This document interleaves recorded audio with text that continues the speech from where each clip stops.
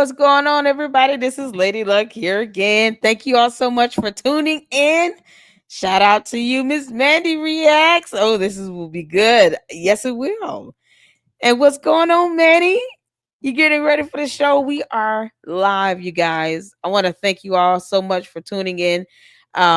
Make sure you guys hit the like button. I have Johnnie Walker Dread backstage.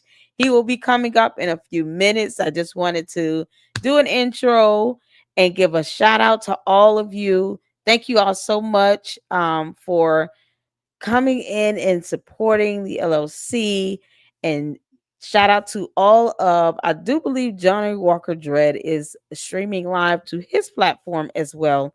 So shout out to all of you. Thank you so much. We're going to have a great discussion. We're going to go over Johnnie Walker's breakdown of Umar Johnson's dissertations. He did post up the fourth video.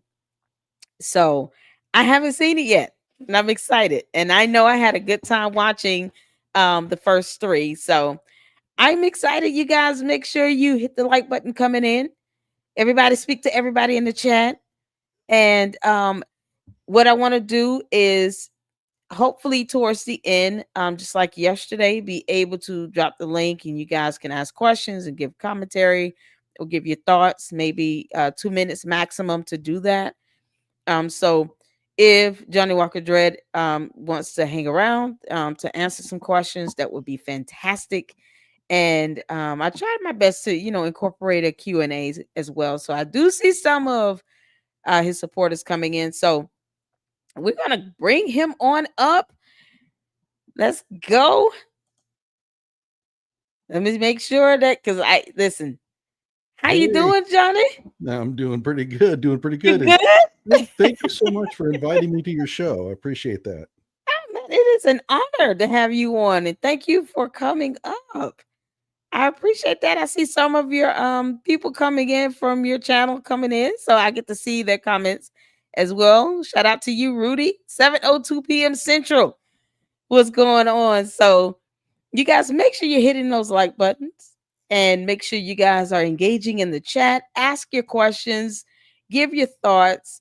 I want to make sure that you guys are able to also check out Johnnie Walker Dread's YouTube channel. So let me, if I can get the mod to please drop the link to Johnnie Walker Dread on YouTube. That way you guys can go and show him some support. His videos on the dissertation were absolutely hilarious. And they, I guess, kind of reached the same conclusion that many of us had. I learned nothing from the dissertation. So yeah. I do have it pulled up. And I want to be able to just give you the floor. Thank you so much, Miss Mandy, for dropping the link to your thank you, Candia. Miss Mandy also has a YouTube channel. So all content creators, we make sure we show some love in the community here. So if you are a content creator, let us know. We will drop the link to your YouTube channel so you guys can see Miss Mandy reacts. And if we can get Johnnie YouTube channel as well, that would be fantastic. Shout out to Mandy. Shout out to all of you. Shout out to my fantastic mods. Candia, what's going on, Ralph? Share. Francisca, Jeff, how you doing? Salute to you, sir. Thank you all so much. All right. You want me to pull up the video or you want me to pull up the dissertation? How you want to rock it? Well, let me go ahead and just describe I have done 4 videos so far on Umar Johnson's dissertation. And I just did a shorts video where I covered one of the references that he botched. Wow. So I thought I would first just kind of quickly go over what I've covered in the first 3 videos. And I don't think you've watched the 4th one yet because I just came out with it. So we'll watch that one together. Okay. All right. But so let me explain where I came across this whole idea in the first place, and I came across Umar Johnson's video when he was talking about the stabbing down in Texas with I forget the name of the student, but they had that track meet in Texas where one of the students stabbed another one. And I came across Umar Johnson. He was calling himself Dr. Umar, and that's not a good sign. Wow. When you're calling yourself Dr. John or Dr. whatever, that's not a good sign. Immediately, not always, but I mean, for example, Dr. Phil has a real PhD, but Dr. Umar, I'm thinking, first of all, I don't like that whole style. And second, he seems too dumb to really have gone on. And I've done this before, Yeah. Rashad Ritchie, and I don't know if you know much about him, but he's Yes, he has his I think he's under, isn't he under what's the content creator? Their YouTube channels. yeah, Um indisputable Young Turks. Indisputable. There you go. Yeah, With Young Turks. There you go. Young Turks is he's like a derivative from Young Turks. right. So I was watching his and I'm thinking, there's no way that this guy has any advanced degrees. So I dived into his work. I ended up with 130 videos covering all kinds of his nuttiness. And he was claiming 3 PhDs, 2 Juris Doctorates, 5 master's degrees, and he had none of them. And so and so by the way, he makes Umar look like a middle schooler when it comes to, I mean, well, I should say it the other way. I mean, he makes him look like Richard Feynman in terms of, faking everything. All of his PhDs and stuff like that were either bought or just totally absurd. So enough of that. We could talk about Rashad later. Speak on, At any rate, I got Mm-hmm. dived into that. I got threatened with a lawsuit by Rashad's attorney. She's a real dingbat. And so I'm used to doing this. I did Jill Biden's dissertation. I did Ray Gunn, the Australian, the breakdancer, remember, from the Olympics? I don't know if you saw. I did That's a dissertation. I did Shaquille O'Neal's, which was trivial my because he God. didn't do one. They just handed him an EDD essentially. Yeah, I can And imagine so that. so I turned my gun on to Dr. Umar and I started diving in. My specialty, I think, is one, I get into the nuts and bolts of things very deep. And it's not a matter of perusing over and finding things I disagree with. It's a matter of, what did this person do? And was it kosher? And also the motive. Why did he do this dissertation in the first place? Right. And so there are 3 things about Umar that really permeates this dissertation. One, he's extraordinarily lazy.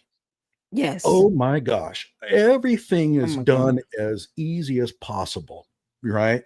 And so all those lists of references that he has, he basically just read the abstracts and then stuck them in there. Right. Really absolutely. Typical. Yeah. The other one is that he has this Pan-African thing going where he wants a captive audience that he can preach to. And the ideal job would have been teacher, right? School teacher, because you got 30 kids in front of you and you can just,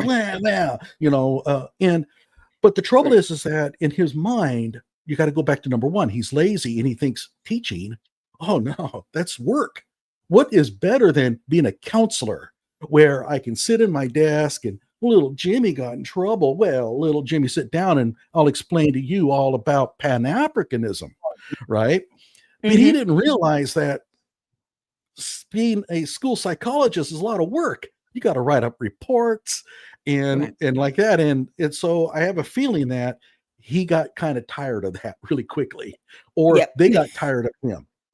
But so he wants to get into this. And the other one is that he's just not real bright. And that shows up as well in the dissertation. He's not a scholar of any sort. Exactly. Right. So he's more of just a silver-tongued soothsayer. He has a way with words, and he just kind of repeats those words in different, arrangements and sentences, and he says the same thing without really making a point.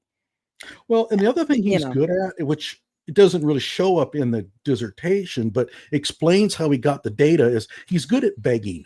He will needle you and whine you. And so you wonder, well, why would anybody give him that data for him to do his report? Well, I think that he just like, come on, you got to help a brother, right? Come on, And so that is primarily how I think he got his data. So in video 1, I looked at. You let me know if you need me to slow down or pause at anytime you want me to stop or start backward. If you want me to start back to the beginning. Yeah. Okay, let's go back Oh, to the are you beginning. wanting to play the video now or? No, no, no. This is Oh, the okay. first video. So the first Mhm. three I've seen. I just, I didn't know if you wanted me to play it or if you wanted me. This is playing without sound, and I just have up the closed captions. But if No, you that's wanted fine. me to Whatever play it you or you want to just want do. to talk through it, whichever is comfortable for you.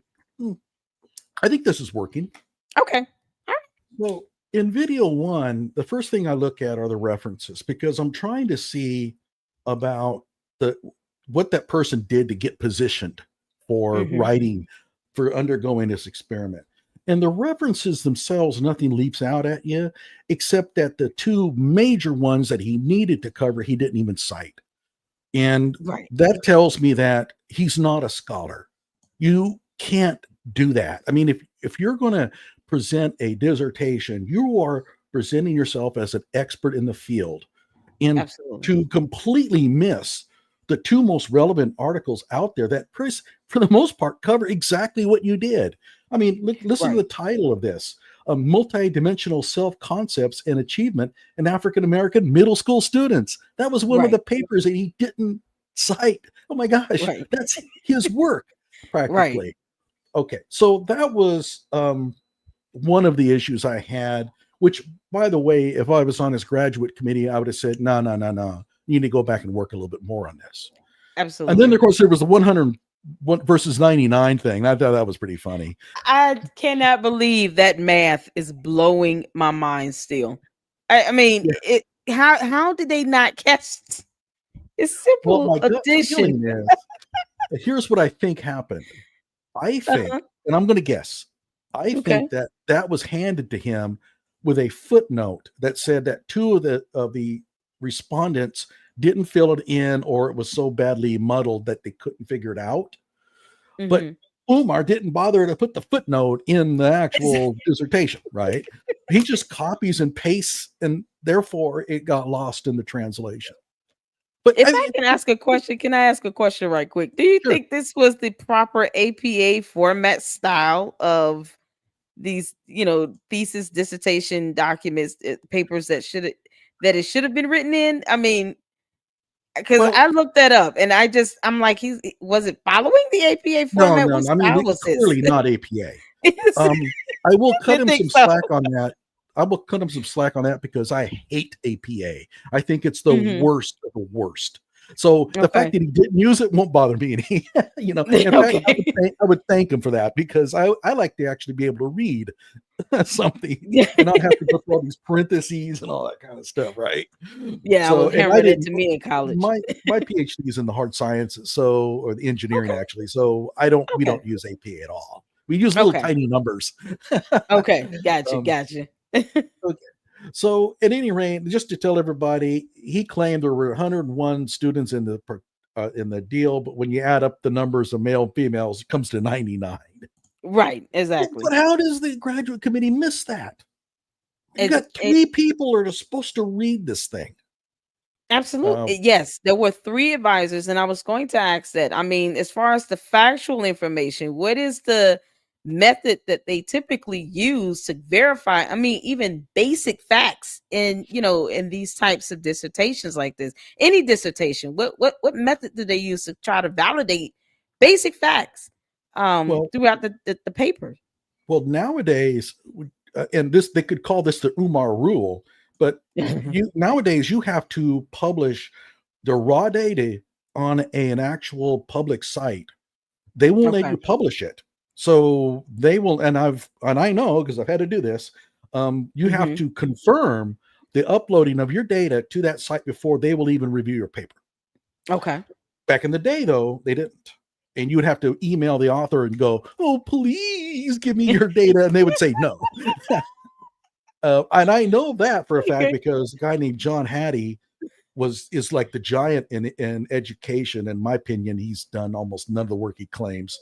And I asked Hmm. him for the data, and he wouldn't give it to me. So, yeah. Oh, I But saw the whatever the case, email as well, and I was like, "This is sad." We had to reach out just to get the dissertation because that should have been available to the public, and just as much as the others. But then, for having this verification check, and you guys are reaching out via email to get, more information on the archival data, and they weren't Oh, cooperating with that. I mean, that you can, of course, I'm sure you're going to get to it, but it's just astounding to me how just answering a couple questions was like overcoming a battle. yeah. I mean, the idea that he kept his PhD hidden, or not PhD, sorry, but I'll use the term PhD Yes. quite a bit. I get it mixed up. But the fact that he Right. kept it hidden makes no sense. I mean, you're supposed to be very proud of your dissertation. That's like Absolutely. your shining moment in your Mhm. life, really, other than maybe having your kids or getting married, right? It's your Right. dissertation, and not letting anybody Right. see it is ludicrous. I mean, I'm proud of mine, and Yeah. you can't get me to shut up about It it. take the um, time you put into it. You should be. yeah, but that's the other thing that bothers me about not only just Umar, but a large number of these dissertations I reviewed is there's Mhm. no scholarship. They're not trying to bend over backwards to do something meaningful. They just want the Mhm. degree. Yeah. And Jill Yeah. Biden was that way. I like her. She's a very nice lady. I'd love to sit and talk to her sometime. I have no problem with Okay. her, but she put no effort in at all. And Rashad, he just buys his. So there's just, Is it um, so that has he communicated or reached out to you since about oh, the video you done on his? you mean Rashad? Yeah, Rashad. No, I actually said I responded. You don't threaten somebody a lawsuit in their comment section of their YouTube video. It's just That- ridiculous, right? And That's that's an an ethics indication he's not violation. serious. Oh yeah. But it even And got worse. She actually served on his dissertation committee for a different degree, which makes her a witness in any future proceedings. So she oh she can't my represent God. him. It's just That's yeah, it's a that is a total clown conflict. show. But I don't want to make this about Rashad Ritchie. We really need to get together though, because he will blow your mind, and it's Oh deep. wow. There's an Okay. actual network out there of diploma mills that are working together to funnel these degrees to these people, and I've Yeah. uncovered it, and that would make Oh for a wow. fascinating live stream. But Absolutely. oh yeah, Absolutely. I would, we have to do that soon. We can listen, we can do that next week. That would be a oh, lot of fun. I'm I down. enjoy diving in. Absolutely. I Oh yeah, love diving I into love this it. stuff because it uncovers, what's truly going on. And you have, people like Umar putting themselves out there and purporting themselves to be this so-called doctor, something I would never call him. And it affects the public. It affects, the minds and the concept of having a school for children. It all of that affects it because he's riding on this so-called intellect that he wants Mhm. people to believe he has, that obviously he can't, craft an actual dissertation on something that, even if you use archival data, the subject matter itself, to me, it just seemed rudimentary from the start. It's not something that I would want to read from someone trying to obtain a doctorate in psychology. So, what are your thoughts on that? Well, I mean, this dissertation was designed to set up Mhm, justification for his Pan-African um, students will do better if they're proud of mhm, their culture and they know a lot about it. So mhm. this thing was about positioning for his FDMG Academy. That's what Okay, this doctor was about. right. And Okay. unfortunately, none of the questionnaires that the students completed Mhm. pointed to that. So he just makes it up, and you'll see that here in a moment. Um, but Yeah. anyway, that was the motive for his dissertation was, he wants to be called doctor, and he wants to Mhm. be able to establish the research basis for his new school. Okay. Okay. Then that archival data It thing was also an issue, and I should probably explain that yes, please. doing a real experimental study is actually pretty hard work if you're going to do it right, right? And Right. like most of them don't, but if you're going Right. to do it right, you got to write up your questionnaires. You got to get them validated and made them reliable. You have to arrange for a school to go along with going into the Mhm. classrooms, delivering them. You got to deliver them, right? And Right. you have to run up the statistics and all that. And Okay. there's data archiving. There's a lot of work goes into it, and Umar solved that problem by just doing somebody else's data. So he didn't have to do Wow. any of that, none of it. That other person, and we know who it is. We're pretty sure it's Tamara Thomas Smith. She did Okay. all. So she collects all this data, and she, I'm sure, did also the calculations, and then she just hands it to him. Now, I don't know if this was in her EDD. I couldn't find her EDD, but she had her Mm-hmm. EDD about. If it was for EDD, then somebody's lying about the years in which this thing was administered. But lying is not a problem. I mean, lying is not an issue for It's these people. It's really not. and I have a question about this with, what, and I don't want to just say the word out loud, but it seems like the idea or the concept of him just utilizing this data that wasn't very well cited, would that be an indication, or the would one look at that as perhaps a copying situation without saying Is the it word, right? plagiarism? Well, we can talk Yes. about it. I'll use the word so you Okay. don't, but Okay. no, an archival data, an archival study is valid. The trouble Mhm. is that I would not use one for a dissertation, because Okay. a doctoral dissertation is designed to show that you can create these questionnaires and that you can deliver them. And in other words, you can function as an independent researcher. If you're using Mhm. archival data, then you're not doing any of that stuff. And Absolutely. a big one is, if you use archival data, you don't have to go through the IRB process. Now, the Okay. IRB is a board that universities have. And if you're going to want to do an experiment on humans, you got to go to them and say, here's what I want to do. And then they say, no. Or they say, okay, but you're going to have to undergo some training Right. because you could do some harm. And this grew out, and I'm pretty sure it grew out of a study that Mhm. where they did a study on when people would panic, and they put them through like a fake smoke alarm thing, like you saw in The Office. I don't know if you see, but at Mhm. any rate, some of Yeah. the people learned for the first time that they tend to panic, and it caused them psychological problems after the study was over. They find out that, Wow. I'm a coward, I don't act, and so they decided, look, I mean, some of these studies can really harm people. Therefore, you're not doing Mhm. anything on humans until you come to Right. us.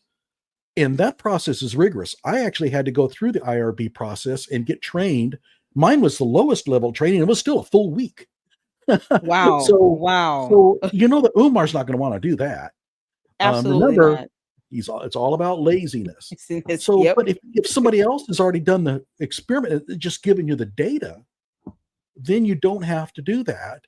And you'll notice he mentions archival everywhere. Every time he mentions data, Exactly. archive. He's wanting to let everybody know that this is archival data. I didn't have to do the IRB thing. The problem is that there's no Mhm. IRB number on anywhere in the dissertation, so it I doesn't was look like just about Tamara to Smith ask got that. it. Right. And I was just about to ask that. I mean, to the average reader who may not have done a dissertation, where would you go in the dissertation itself to verify It's if supposed to be there's an stated. IRB? What page we for, where should they go to verify that Usually information? Usually it's very up in the front near the acknowledgments. You put an IRB number. This is past institutional review board number A476 on such and such date or whatever. Um, Okay. but that doesn't show up anywhere. And some of these questions are harmful. For example, Oh asking a wow. student, like, do you think that you don't perform well because you're black? I mean, a student who Yes. like never even Yes. thought about that might be now thinking, is that the reason why I'm not doing well? Oh, and there's nothing I can do about Do that. about it. Yeah. That's really damaging. So an Exactly. IRB would say, yeah, no, you're not going to ask those questions. You're right. Right. And do you think that, Tamara, and I went back to the part of the video, of course, here, the dedication acknowledgement that you Mm. highlighted with Dr. Tamara Thomas Smith. Did you see in her dissertation? I'm sure you probably took a look at it. I Did it don't have have an it. IR? I Okay, don't did it have have? her dissertation. you ever read over hers or? No, I don't have it. Oh, I okay, looked okay, I looked for it. I didn't find it. I didn't put a lot of time and effort in trying to find it. okay. I I should was just have gonna ask because if it was an IRB on hers, but yeah. Now she worked as a assistant principal for a school district. I don't okay, know what the IRB process, but they do get federal funding, so you should have to get an IRB from somebody. But right, yeah, that's another. okay. Oh, and I by the just way, just yeah. an aside, just to show you how crazy Rashad is, he actually performed clinical studies on Alzheimer's on a patient. He never got IRB approval, and And he has no God. medical background at all. So, yeah, I'm telling you, we need to talk about it someday. What is this? God, it seems to be dangerous to sit here to say that you've done any level of testing on any patient or what they want to refer to as a patient whatsoever without a license. I mean, who would be the board to ensure that if that happens, these people are penalized for doing this to eliminate this from happening? I mean, to just say I've done testing on people and you're not licensed to do these types of tests or administer So, these types of tests. if you get IRB approval and you've gone through the training, then you can actually perform those studies. And Okay. the IRB process is designed to make sure that you're trained, and it's going to be very specific to your particular experiment. Now, Okay. part of the IRB process is if you're doing something that's like you're going to be cutting people open, yeah, they're going to Right. want. It's not just a matter of training there, right? Okay. They're going to want supervisors on hand and things like that. But and Okay. I keep in mind, I don't know a lot about the IRB process because I've never done any major stuff with humans. I mean, I'm Okay. an engineer, so why would I? I just I mean, Um, just the danger in Umar, as you know, trying to diagnose a child, um, and the fact that he would do this after he allegedly obtained this degree goes to show that he certainly had no wherewithal to do any s- type of testing in preparing this dissertation. Um, and he going out and and putting that out there as if it's something to brag on, knowing he was not licensed to do that.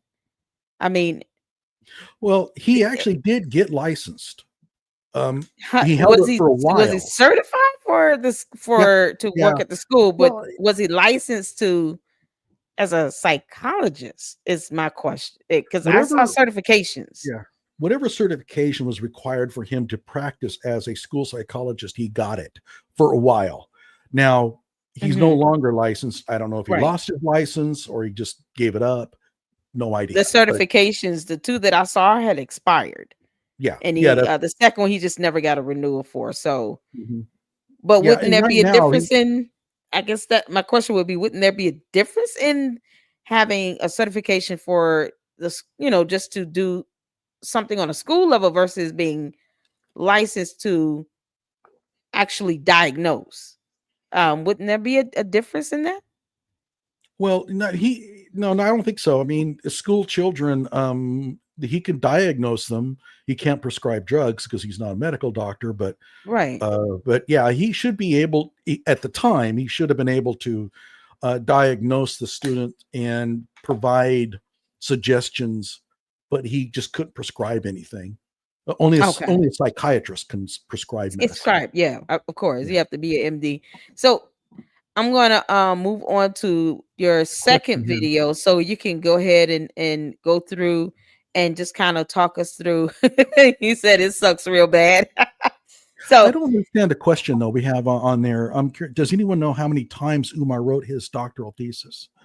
I only wrote an undergraduate senior project or a thesis. Okay. It doesn't look like Umar wrote this. I'm not quite certain I understand by how many times you only write it once. Okay. So I'm a little confused. he wrote his doctoral thesis.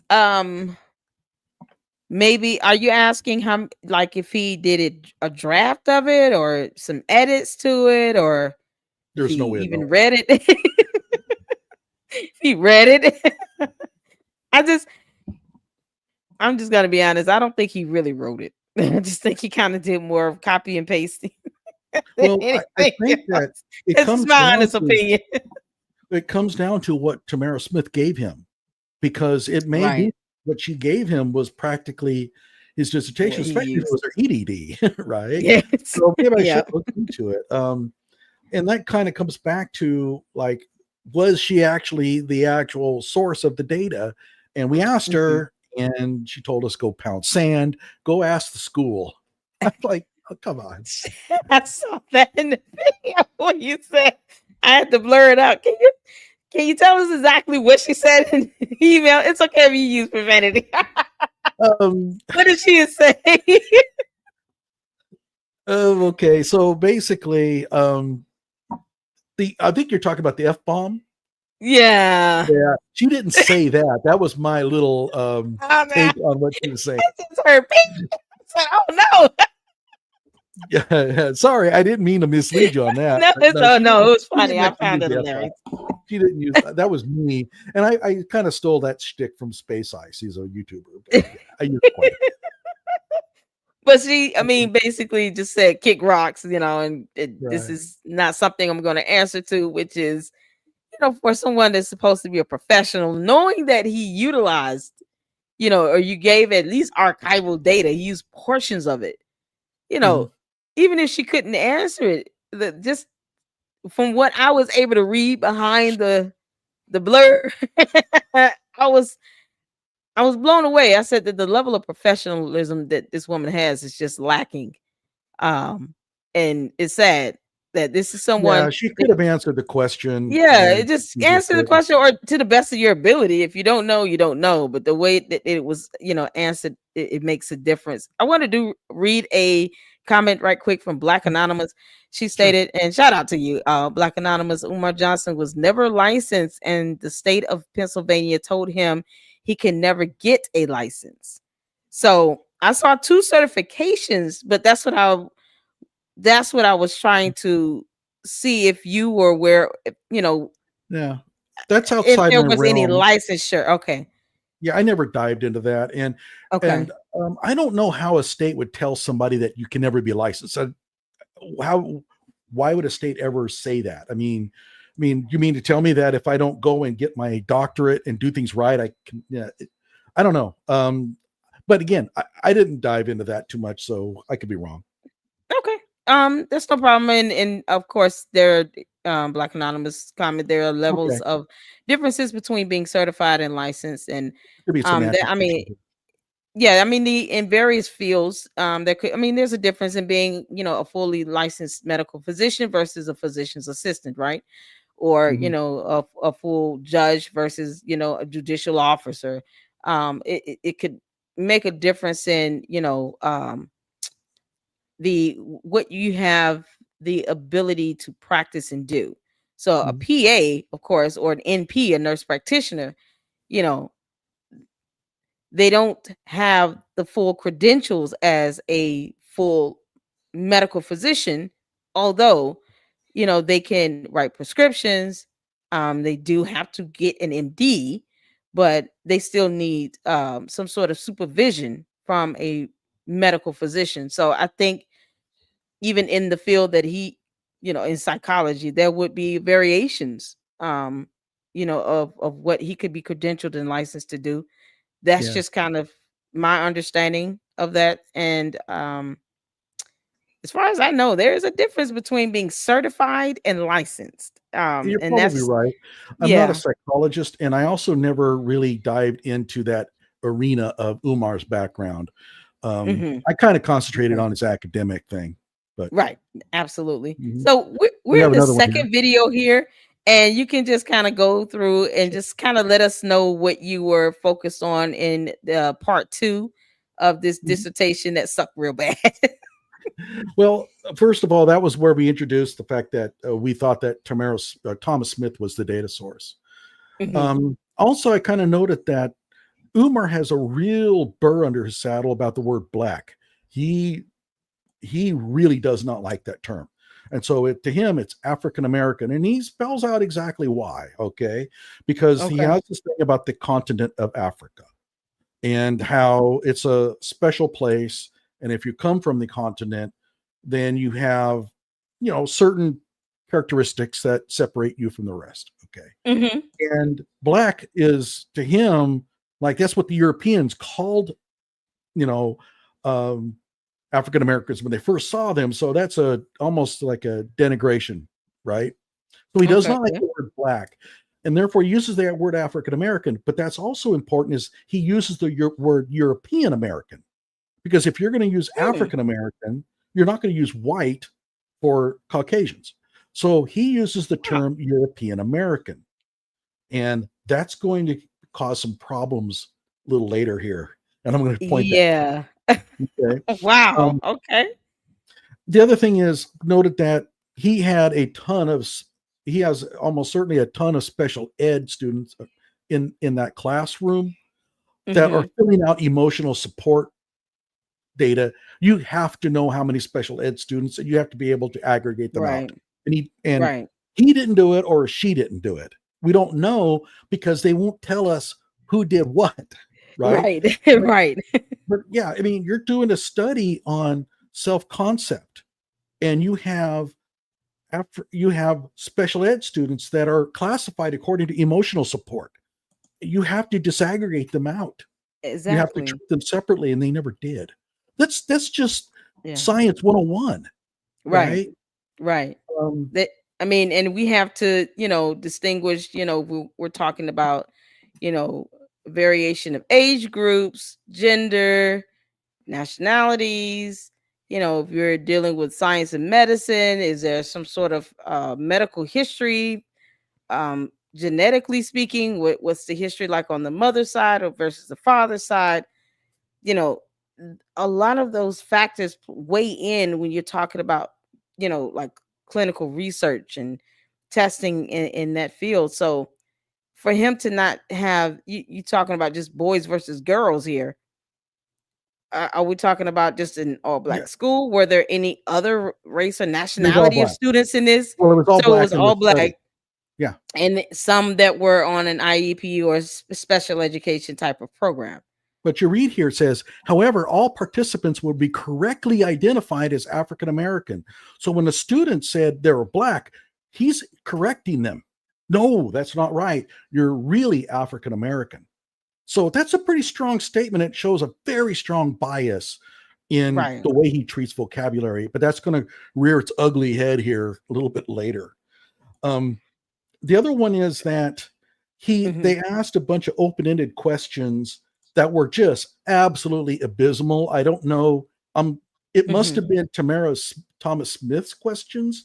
I'm assuming that she delivered them. Otherwise, it was not archival. And they were terrible. Anybody looking at that could have seen, you can't ask these questions as they are phrased. But keep in mind, she only has an EDD. That's not exactly like prime training ground for a level for psychology. Thank you. Thank you. Like, for example, Shaquille O'Neal didn't even have to write a thesis. Do you know what his dissertation topic was? What was it? I don't know. The role of humor in leadership. And so he asked 7 corporate people how they used humor in the office, and that was it. And he presented the role of humor in leadership. Wait a minute. Yeah. How do you use jokes to get your point across? And they just gave him an EDD. And by the way, they flew his professors out to LA to teach him, which is a gross violation. That's an ethics violation if there ever was. You're giving a gift to a faculty member who's going to be grading you. Really? Oh my God. And then afterwards, the president of the college, just some little small private place, said, it was the best thing we ever did, man. We got a lot of good PR out of this. I have to watch those videos. Oh yeah. I mean, you go to my video, go to my channel, Shaquille O'Neal, the dissertation one. It's a blast. Now I like Shaquille. I mean, to me, he's actually a really good guy. But he's funny too. I can't imagine him being serious with you talking about a dissertation. This is a dissertation. You have to. It's only as serious as he takes it, and it seemed like he translated just the idea of having this, fall back degree fallback degree or some sort of fallback education plan, and it's still okay. Why not just do something business related, Yeah. or something in finance or economics? I just humor in the corporate setting. Okay, all right, Yeah. all right, Number Shaq. one here, the question, how has being Black affected your performance in school? A student who Hmm. hasn't thought about that yet now is thinking about it. So Right, you have to be kind of careful of these questions. That's why we have right, IRBs, right? right. And Yeah. Jay I wonder Witt, if it's shout source. out to Jay Witt, asking, I wonder if his source needed to give her IRB number. What do you That's a think? good question, and I don't know because I've never encountered this Okay. before, where somebody just takes somebody else's data and just publishes it in Yes. a dissertation. Um, I Right. would assume that somewhere along the line, you've got to identify that somebody has approved this, right? But Right. And so, and I have a question too about the first two questions here. So to me, I just felt those questions. And shout out to you, writer Albert Lanier. You're asking some great questions and leaving some great comments. Um, and I'll get to that one in a second. But before I forget, these two questions, the first two are just flat out leading. I oh, think sure, when it comes to it's called children. loaded question, right? Loaded question. Yes. Yes. And these loaded questions, it's not something, even as a parent, I'm not re-emphasizing to my son, you're black, right? You're black, right? You're black.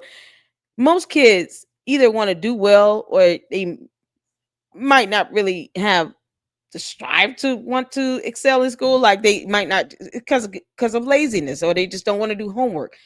But most kids want to get good grades.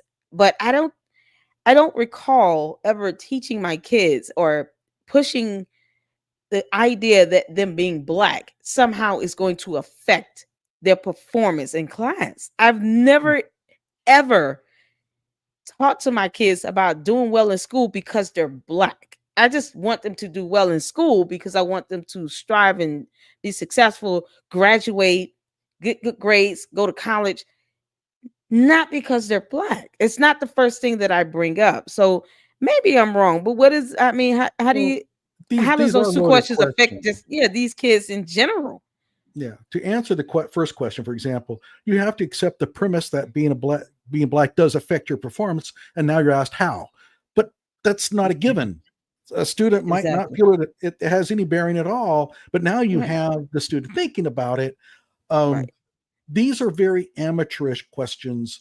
Hmm. It's almost like they were written up in 5 minutes. And Yeah. now notice use of the Yeah. word black. So this Yes. is not Umar. Umar would have used how has being African American American. effect, Exactly. right? So I believe that Thomas Smith, if she's the one that actually provided the data, and I'm sure she is, I believe that she wrote those and then delivered them to the classroom. Wow. And he just took the questions. He didn't read them because, like you I said, mean, he would have been kind of offended almost at seeing the word black. Would he not? I mean, well, considering his yeah, use of African American. but he has to accept the word black when it's convenient, because otherwise he would run in. What's he going to do?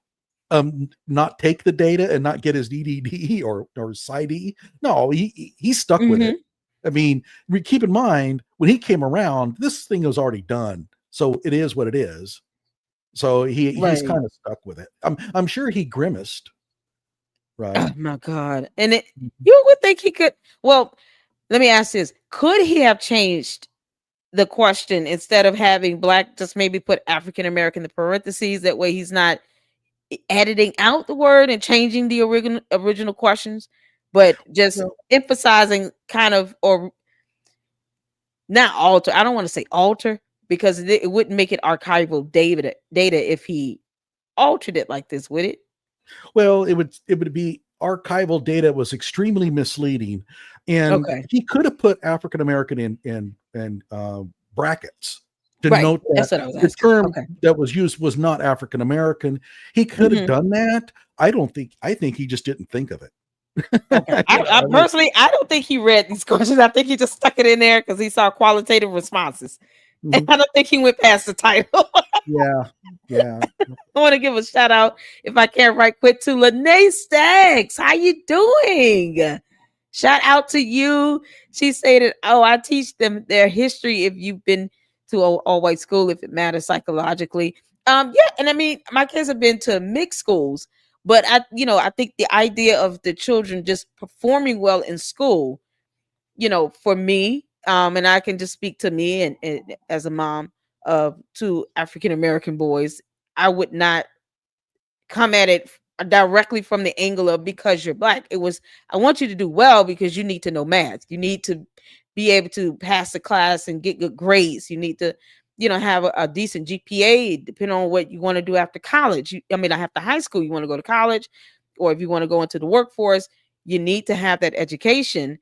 And so, what Johnnie is saying here with the first two questions are, loaded questions. They're leading, and most, on average, children, especially in an all black school, you know, they're not striving to do well because they're black, and they're not being taught that in the schools either, even for a majority black school. It's not the first thing that the teacher's going to say, you guys need to make all A's because all of you are black. No, you need to make all A's because you need to excel and do well so that you can pass the class. Mhm. The performance is solely due to the idea that the need that the children need to do well and succeed, and that is what should be at the forefront. Do we neglect the fact that we want young, our young African American men to be smart and successful? No, we don't neglect that, but I don't want any child to fail regardless of race. And that's how I grew up. And I went to majority black schools. I went to an HBCU, and I still, in my mind, that is at the forefront. This is just about a matter of being successful and having, the ability to pass your grades, pass your classes, and get good grades. Even graduating, being a Spelma alumna, I still don't want my children to fail because I just don't want them to fail. But yeah, history and knowing where they come from and reemphasizing, Well, being let me give you an educated example. is important. Go ahead. I'm, I'm Scottish. Okay. So yeah, it's good for me to learn about the Scots. I enjoy it. It's a Mhm. very rich history, Absolutely. and I think it's kind of important to me to some extent. And the Scots have had Nobel Prize winners. We've done some great things, but none of it teaches me math. And Right. I don't understand, and I would love for somebody to come along and provide me the mechanism for which knowing your cultural background makes you a better mathematician. Right. Um, I mean, okay, maybe increasing your self-esteem so that you try harder, maybe, Yeah. but I don't see the effect there being very large. Right. And And but it just but feeds into Umar is stereotypes everything. almost. He Yeah. feeds into Umar's feeds into stereotypes. To me, he's racist. I'm Oh just yeah. saying it. Well, I think he's a Umar black. is a very racist person, but he feeds into a lot of the stereotypes as well. Yeah, he's a black supremacist. Okay, so Yeah. it's just more than Yeah. racist. I mean, it's all Mhm. about, elevating the the African continent above all other or whatever. I don't know. It's really strange. I've listened to him talk to small groups, and it it's almost like he's just like a Black Klan member.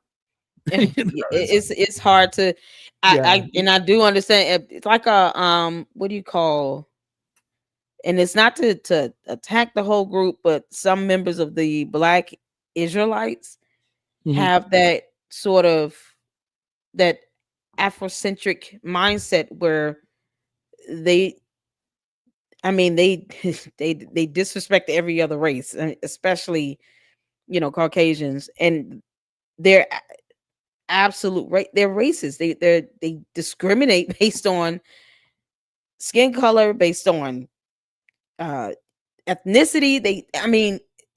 And it embeds deep. And Yeah. I think Umar hit the way he goes about it. It's almost like a showmanship for him, because when he goes home, he has no problem entertaining the idea of dating a woman that is not, African American. He always talks about the snow bunnies never, but yeah, he will date a Caucasian woman. It's He's taking photos with them. Like, if he truly despised Caucasian women, he would not want to even stand next to them. But it seems like he says these things because he thinks that that's what, Black people want to hear, and it's not.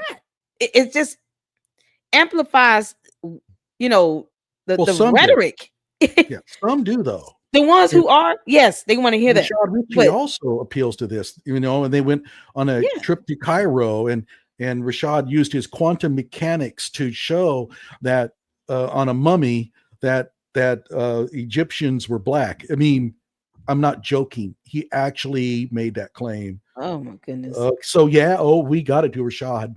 But there is a segment of the population though that wants to hear it, and they are more than willing to fork over their money to somebody who. It's the same in the white population, right? You get the white supremacists, and they're going to have their little enclaves and things like that, and they'll get donations. They tend to not be as visible on YouTube and stuff as on the black supremacists. But well, let's go ahead and move a little bit forward. Sure. Because and now you want to move to part 3. Yeah, let's go to video 3. Okay. And here we go.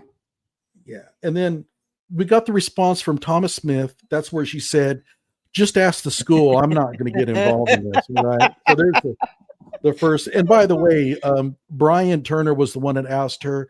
I tend to take credit for some things that some of my compadres do, and I have to correct myself. I mean, it's just the way I talk. No, it's okay. It's okay. But fake PhD investigator is my buddy on this. The man is a hound. Man, he dives in. So he will be doing the calling people and stuff like that and emailing people. And I tend to shy away from it. But if you get fake PhD investigator on your ass, oh man.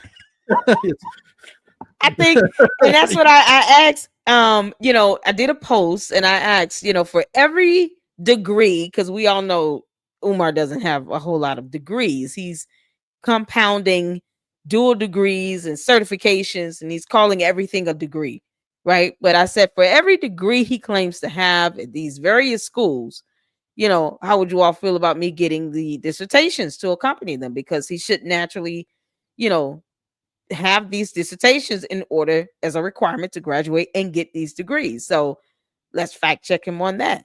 So that's what why I asked, hey, if you want, I can get the dissertations and, send them over to you. Shout out to Jay Witt, my brother in Christ, Lennon, and you guys can break these down because it's the only way to really put a check on him, to fact check him with these so-called degrees that he claims to have. We know he doesn't have them, but someone new who doesn't know him probably would believe that. I want to be his careful. cult does. I want to be careful. Umar, as far as his cite, he completed the coursework, although I'm pretty sure that he probably begged for people to do his work for him. Right. He did write, he did submit, I don't know if he wrote it, but he did submit a cite dissertation and it was signed and he turned it in to the library. So he has completed the requirements to have a cite. However, he can lose it if they find that he has been nefarious in his ways. And that's what I'm working on. Now, keep in mind, a lot of people have been asking me, well, can he lose his doctorate? Yes, technically they can. But he's working in the social sciences, and the social sciences tends to they take the path of least resistance, right? And to them, it's better if just go away. Now, we did have a physicist who faked his data long after he got his PhD. And in physics, they don't screw around. So they not only fired him, but they took away his PhD. They stripped it from him. And the PhD had nothing to do with the fraud that he was doing years later, but they just took it from him anyway. So he ends up being a lab rat somewhere. Right. So let me ask you this. I mean, we see on the cover here, it's the College of Osteopathic Medicine, right? And Right. psychology being a branch of, medicine is, of course, dealing with behavioral medicine. Would would it be difficult for them to replicate his doctorate degree in I psychology? have never heard of it happening. Huh. There's another one, a psychologist by the name of Eric Stewart, Okay. who faked his data. His graduate students found out, and they were co-authors, and they're like, "Oh no, this data Oh no. that my name's on was been Right. totally fabricated." And who do you think they went after? They went after the graduate students. And these Are you guys were kidding? corrupt. Oh no, I mean it was bad. So finally, it got so bad that years later they finally fired Eric Stewart, but he kept his PhD. Right. Get out So of here. no, there's a lot of really bad things that go on out there. David Baltimore, who was a Nobel Prize winning biologist, Mhm. he his graduate student was faking the numbers, writing them down, just making them up. And they went Mhm. in and they looked at the very rightmost numbers in the data. Those have to be random. And they ran Mhm. statistical analysis and found that number 2 was showing up too often. So they Wow. confronted her, they fired her, and then she became a professor at Tufts University. So Oh my they don't always pay the price, right? But no, in the hard oh my sciences, physics, goodness. engineering, um, chemistry, they don't play around. They will knock the crap out of you if you make these mistakes. But as you get Right. into the softer sciences, it's It's and I it know that seems some like social it. scientists will disagree with me, and I appreciate that. I mean, maybe I have it wrong, but I Well, don't I believe have I to do. look into that because, considering the fact that he was willing just on a certification to try to diagnose a child. And Oh boy, good, we all know how dangerous that can be. What if he continued on that path and he continued to misdiagnose children here? And you're did you? talking about the children that may or may not be need to be on a special education program, or him having dangerous making very dangerous statements about, well, if your child has a special education, don't put them on it, take them off. If they come to my school, you know, don't follow, basically don't follow what, people who are certified and licensed to do. Don't follow their plan. Just take them off. Don't. And it's dangerous. It's like saying to someone, don't take your, prescription medication, even though a licensed physician prescribed it to you to take it and it's life saving. So Well, under that context, would it could be questioned? did you see his advice to parents of suicidal children? No, I haven't Oh seen it. boy. Oh my goodness. How much do I Oh my need to God. brace myself for that? Am I Yeah. gonna yell and scream at the computer if I see this? Oh His no. advice his advice Oh was that no. if you feel they're faking it, threaten them with um a trip down to the psychologist and an overnight stay like that, and they'll quit doing that. Um honor Is it serious? yeah, honor Lenore, was it honor Lennon? He played it on Lennon Honor his, and I has actually a have video? I have a video on it myself. So, but yeah, he basically, the advice was threaten those kids so they quit faking it. And yeah, What? Oh, we're gonna have to check that out after yeah, this. do Oh that. my god, that's so dangerous. By the way, on the notice here on the questionnaire they handed out, the Mhm. first item has got no number on it. So I guess was that 0? Appendix A, what am I like? Yeah, no, they don't. Number 0, I guess, I suppose. You think this is why I asked about the formatting here, because yeah, Oh, no, this would I not don't have know what they flown. were thinking. Well, I Yeah. don't know what style of formatting this was supposed to be in, because even Well, tables supposed to have a certain formatting as I a mean, look part at of those it. squares, and they only show up in the first 2. They're supposed to show up, and why didn't the graduate committee look and say, "Look, you got a problem with your formatting. Can you go back and clean that up?" But they didn't That's what I even said. notice it. I said, I don't know. So, Did my video. I said, I don't know if this is APA or what is this? okay. So, by This the is way, this is called garbage. the harder SPPC inventory. This is the Okay. basis for his quantitative data. Now, this Okay. was administered by Thomas Smith, we think, So Mm-hmm. the kids fill it out. I actually tried to fill it out myself, and I couldn't figure out how to do it. And I don't know how a inner city fifth grader is going to do it, but okay, maybe I'm I dumb. know, right? Um, Oh but man, that he's harder dumb. SPPC inventory is going to be very interesting here in a little bit. So when we get to it, Okay. oh, and I guess I should mention the harder SPC inventory has been used a lot. Okay, Okay. it's valid and reliable, although Umar never bothers to talk about that, which is critical. But it's been used a lot. But it didn't have the questions that Umar wanted. Umar wants questions that point to racial pride. And so all of a sudden, if you go to the appendix, we'll show it later. Okay. Um, Okay. there's questions added on, and these are called hope and culture. I think you remember that. I do, and oh my goodness, I have to ask. I have to ask because I mentioned this in the reaction video here. What I'm just gonna assume hope and culture scales is not a real scale. It could be those two words could be replaced with chicken and macaroni and cheese. Like those two words could be anything. Am I wrong to assume that? Well, it reads right here. Hope and culture scales, Hope which and were culture scales. created by the researcher. So it was something that we fabricated, Just wanted to make sure. and there was like 7 questions each, which were recalled about 5 times because he's trying to make the dissertation big, right?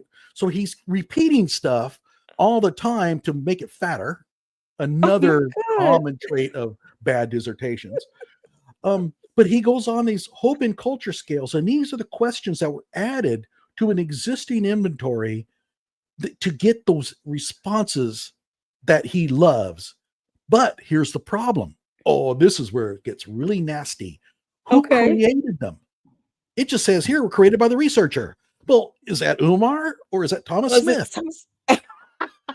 Well, maybe that's why she didn't want to answer because she knows these aren't real scales. Well, keep in mind, there's a difference between a scale and a prompt. And so they're using the word scale here, I think, incorrectly, but they don't do anything right. So because I mean that would be something measurable. You know, if you're talking about a scale, we're talking about something that's measurable. So it's, you know, I mean, it could be the peas and carrots scale. I mean, it's love and hate. But here's something, and this is a tip for all people who are going to be undergoing some research. You have an existing inventory, a tool that has been used, and it has been validated, and it's reliable. You got the studies that confirm that Umar never cited. Okay. Right. You can't just add things onto it. You can't. And the reason why is because now you don't know if they're valid and reliable anymore because it's bigger. Exactly. But there's another problem. You only have 15 minutes to explain the survey and for the students to complete it. And you've just added 14 more questions. So are the students even going to have time to complete the thing? Well, these are the things you have. God. And an IRB might have been able to spot that problem and say, look, I don't think you can deliver this in 50 minutes, right? Because remember, keep in mind, these are 5th through 8th grade inner city kids, and a lot of them are special ed. So they even mentioned that they had to read the prompts to the students so that they understood, and they're going to read 51 items. Oh my goodness. And probably would not be understanding of the questions either way. So they burned up probably 15 minutes of the 15 minutes just explaining what the survey was. So I would have loved to have been in that room to watch that because, and by the way, and there's another problem with this. If you are also giving out qualitative, remember, they had to do not only the harder, but also the qualitative answers in the same session. Right. But what happens is that the better readers get done sooner and they have more time to respond to the qualitative. You're oversampling them. Right. That's something you got to think about. Exactly. Because I was about to ask, wouldn't that taint the actual the responses itself if the kids they're not genuinely answering it because they probably aren't even able to get through most of the questions. And the questions that they're answering, if they're not loaded, then they're not even a part of the original inventory. So it sullies the end result. Yeah. And It's I in mean, it. it's just, but Now, there's what nothing you to often, compare it against to see that, what you can do is mix up the order for each batch so that the questions aren't in the same order, so that you Okay. don't end up with just the same questions, students just marking off because only got 3 minutes. Right. Right. Yeah. And you just kind of But CCC or check, no check. And it's not, it's no different than having an ABCD selection and then all the kids are just circling in B because they're not reading the question and they don't care if they get it right or wrong. They just want to complete it. But right. hence But keep in that mind, sullies the qualitative analysis of it if all. you want to see dishonesty, and I wouldn't even Mhm. call it dishonesty because I don't think the students are obligated to be honest.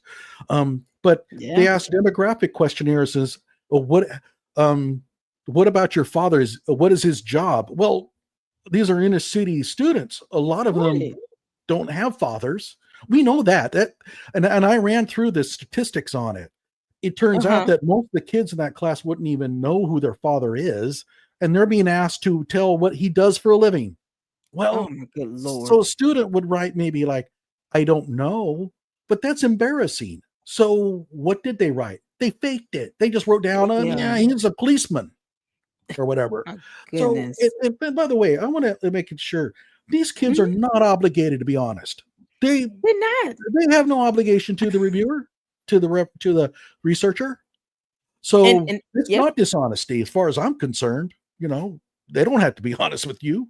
You're asking exactly. them personal questions. Why are they obligated to tell you the answers? Exactly. So And at that's any rate, once again, it but just sullies the results that they get. And it just, if the kids aren't going to be honest, answering these questions here, some of which I've never seen questions that any child, what am I like? What I am like. You're having kids describe themselves, and they may not even fully be able to do that with some of these questions either way. Um, it is already tainting the results, and it just checking off a box. Really true for me, sort of true, sort of not true. What? I don't even know How how to was this complete it. even crafted? How was this crafted? I don't know. I tried to figure it out. They have an explanation, which is not very good. I don't know what the instructions were to the students to complete it, but I tried to figure it out, and I don't This know. And is I'm not certain a fifth something grade else. special ed student in an inner city school is going to be able to figure it out. And by the way, people sometimes say, well, inner city, what are you saying there, Johnny? Look, if this was an Appalachian rural school, it'd be the same. A Yeah. fifth grader in West Virginia out in the boonies Right. and lives in a single wide, they're going to struggle just as much. Yes. It's It's, poverty. yeah. And these kids are disadvantaged. They don't have the resources around them. So how well are they really expected to do? Right. I mean, and I think the word, the race here, as far as blacks, could be replaced with Hispanics. It could be replaced with Caucasians, and it wouldn't change. Like, No. the end result would still be, I learned nothing from this dissertation. And it was just, I mean, the format, the questions, the archival data, it's just, I mean, if all you changed was black to Hispanic, would it be any different? The end result would still be the same. This Yeah. dissertation was awful. It Oh, was just it's awful. and the worst part of it is that any reasonable advisor, Mhm. graduate committee member could have sat down and said, look, we got some issues here, Umar, Right. but nobody did. Yeah. And or there's another possibility, and this is one that could very well be the case. They Mhm. did, and Umar turned around and said, I'm going to sue you if you don't give me my dissertation. On And what that has ground? been done before. Now, when I was an undergrad, Uh-huh. there was a graduate student who threatened to sue his graduate committee if they didn't let him defend. And the court said, you got to let him defend if he wants to. And so he did, and they You're failed him. kidding. How stupid can you be? Like, I'm going to sue you unless you let me go up there and defend and fail me. But yeah, so but that was weird. I mean, you almost never fail a dissertation defense, at least not in the hard sciences, because you only get one chance. In the hard sciences, if you fail, you're gone. They'll actually disenroll you. But in the softer sciences, you can actually try again.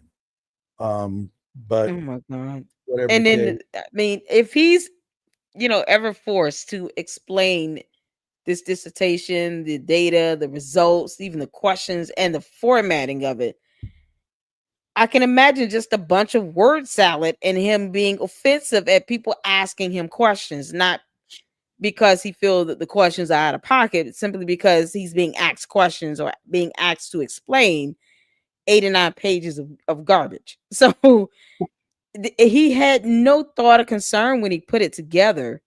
And if this is the, one of the prerequisites to getting a degree, I mean, the 3 advisors should have their degrees challenged. I mean, they should definitely be under some investigation here. And by the way, I emailed the school and directed the attention of the email to those 3 advisors, one of which is the dean.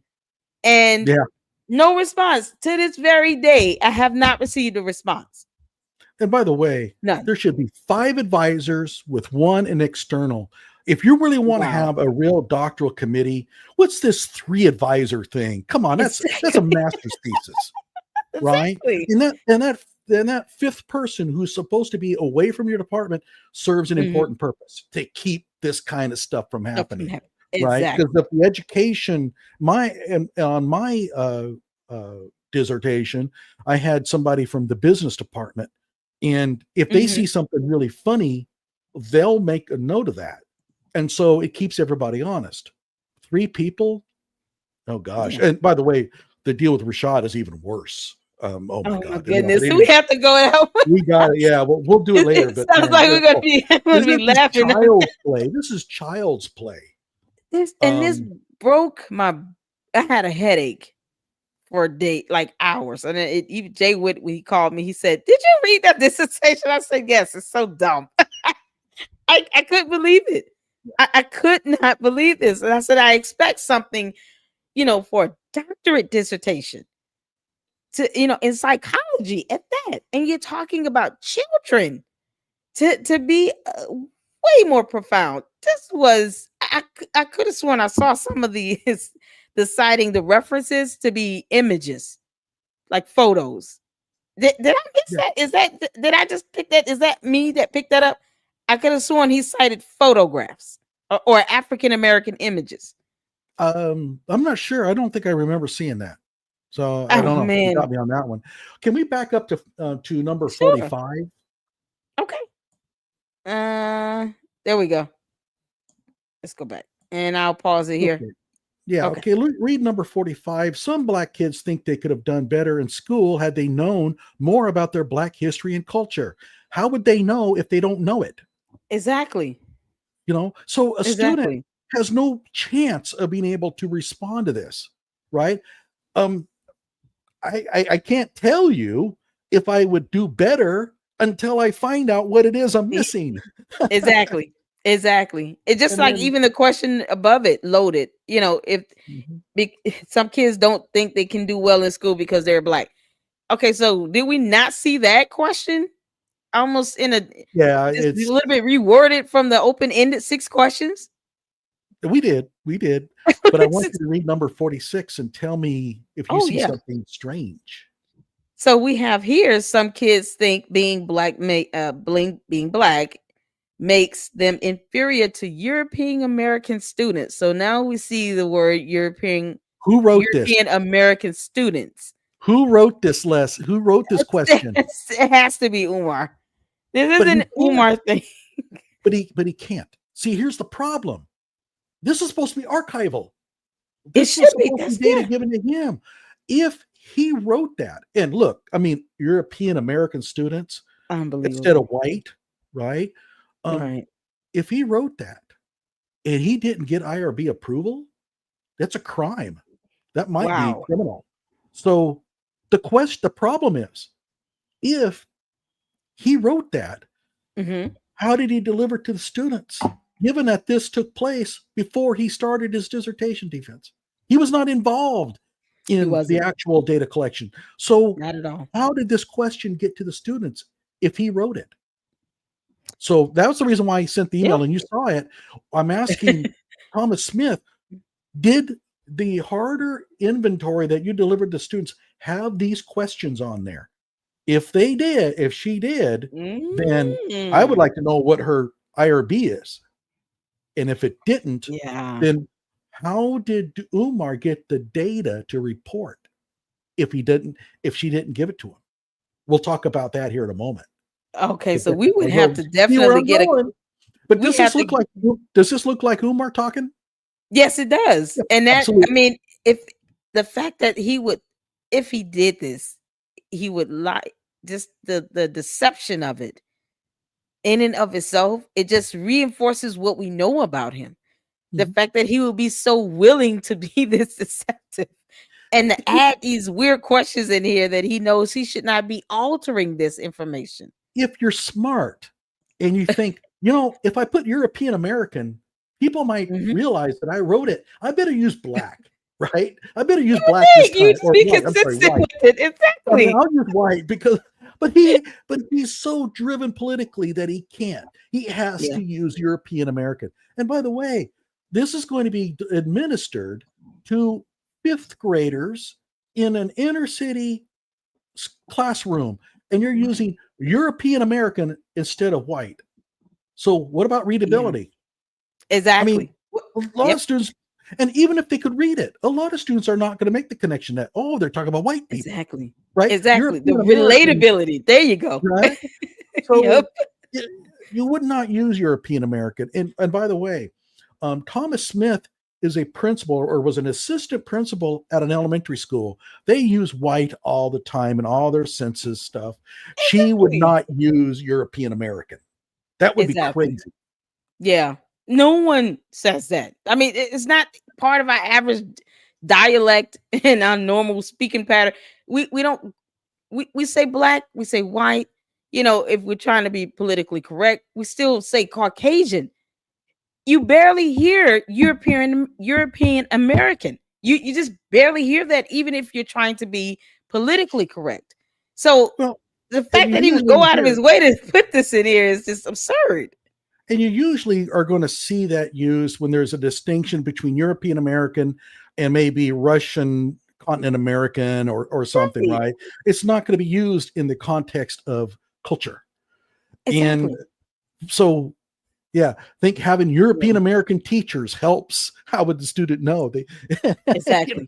Exactly. So It's just, I we'll mean, have to come back to it that, though. doesn't even fit inside of these questions. And you see black, black, black, you know, and then you get European American. It's just, it should have stood out to the advisors. And it's obvious they didn't even read the questions, because they would have talked about, well, you got check mark boxes missing. So, or numbering that's missing or off. I mean, So, that would have stood out. and the thing about it is, you're using black kids, so why wouldn't you use white My kids? kids. And Right. now, why use black? Well, the rest of the harder had the black in it, so they're kind of Right. stuck with that. Right. But yeah, European American is a real giveaway, in my opinion. Now, I could be And I wrong. saw I Asian want to be kids careful. here, so they weren't, being cautious. Like, you see how they inferior to Asian kids, Asian students. Mhm. Well, I And, just, Caucasian kids would have, flowed, if you want to just be consistent with this. But it just, it sticks out like a sore thumb. It yeah, screams, and it just screams, Umar. by the way, there are probably no Asian kids at this school, so I'm not sure that So I the put kids that would in even there. know. And also no mention of Hispanic. So if you're going to Not mention at all. white and Asian, well, why are you not asking also about Hispanic kids? Of course, that would have probably taken 2 hours by the time. We've already made this thing long enough, right? So I think Right. we're ready to go ahead and play video 4 now, because it's got some Okay. really good ones. Let's get to it. So I'm going to turn on the sound and you guys let me know if you can see and hear. Put a 1 in the chat. We're all going to watch this video together. Let's go. This is the fourth and probably last video on Umar Johnson's wacky PsyD dissertation. However, tomorrow night, that's Saturday, September 6th at 8 p.m. Eastern Standard Time, I will be guesting on Lady Luck Club's live stream to discuss his dissertation some more, and I will have some new takes that are pretty damning. I would have placed them in this video, but that would make it too long. So why not perform the big reveal on her show? Should be fun. Again, that's tomorrow night, Saturday, September 6th at 8 p.m. Eastern Standard Time. Hello out there. I am trying to get through. You want me to pause? You can Thank probably advance you. it. Yeah. Oh, yeah. I mean, trying to raise up, audience numbers. Thank you. All right, let's get back to it. With his powerful brainwaves cradled in the warmth of reasoning, it's time for Johnnie Walker Dread to straighten you out on a thing or two. Emanating all the way from exciting Las Vegas, Oklahoma, it's the Johnnie Walker Dread Show. Just as a note, I'm going to be referring to she throughout this video because I'm pretty sure Tamara Thomas Smith was the one that conducted this study. One more thing, I want to warn those commenting below that I'm going to be referring to the low academic performance of inner city kids. Do not misconstrue my thoughts into thinking that I'm going to cheer you on if you post racist comments. So let's take a look at the results on page 28. Math scores were fairly evenly distributed among students. Nearly 19% earned an A and over 20% earned a B. And I'm telling you right now that there is no way that an inner city classroom featured nearly half of the students earning an A or a B in mathematics. And notice what's missing. No Fs. Not at all. No Fs. There are no Fs in math, science, reading, or social studies. And while there are no Fs in writing, less than 6% scored a D. So 94% of the 101 students across 4 grade levels scored at least a C in writing skills. Take a look at science. No Fs and fewer than 9% Ds. In the inner city of Philadelphia? So how well did students do statewide on the state science test? Well, for 8th graders, barely half scored at grade level. But that's statewide. This is an inner city school in Philadelphia, where the results in this dissertation show that well over 50% scored an A or B, with over a quarter earning an A. This is no reflection on the researcher. This is just raw grade inflation on part of the teachers. I just thought you might find that interesting. I find this funny. The age. It is interesting, and I'll pause it here so you can give commentary.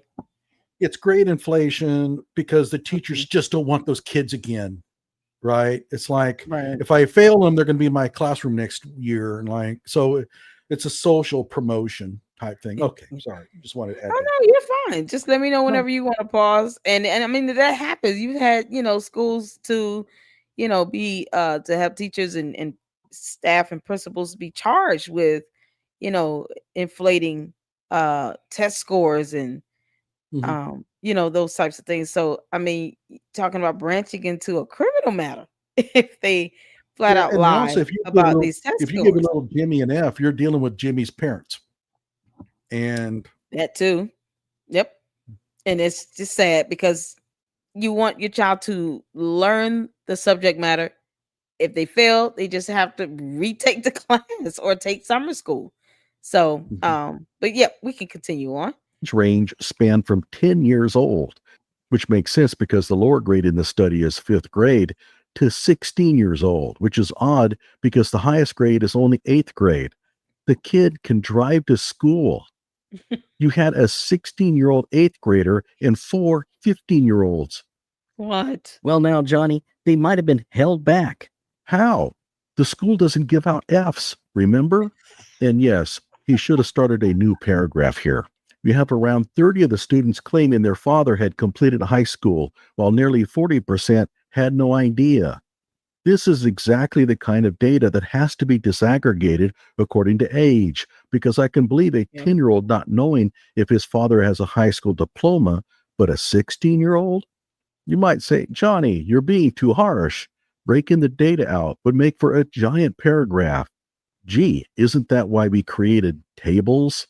That would make it so much cleaner and easier to compare, and you wouldn't have to keep repeating earned a grade of, earned a grade of, earning a grade of, earning a grade of.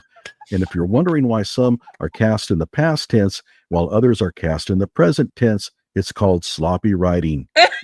Notice how uninviting this paragraph appears. Why didn't he place all this in a table? I'll tell you why.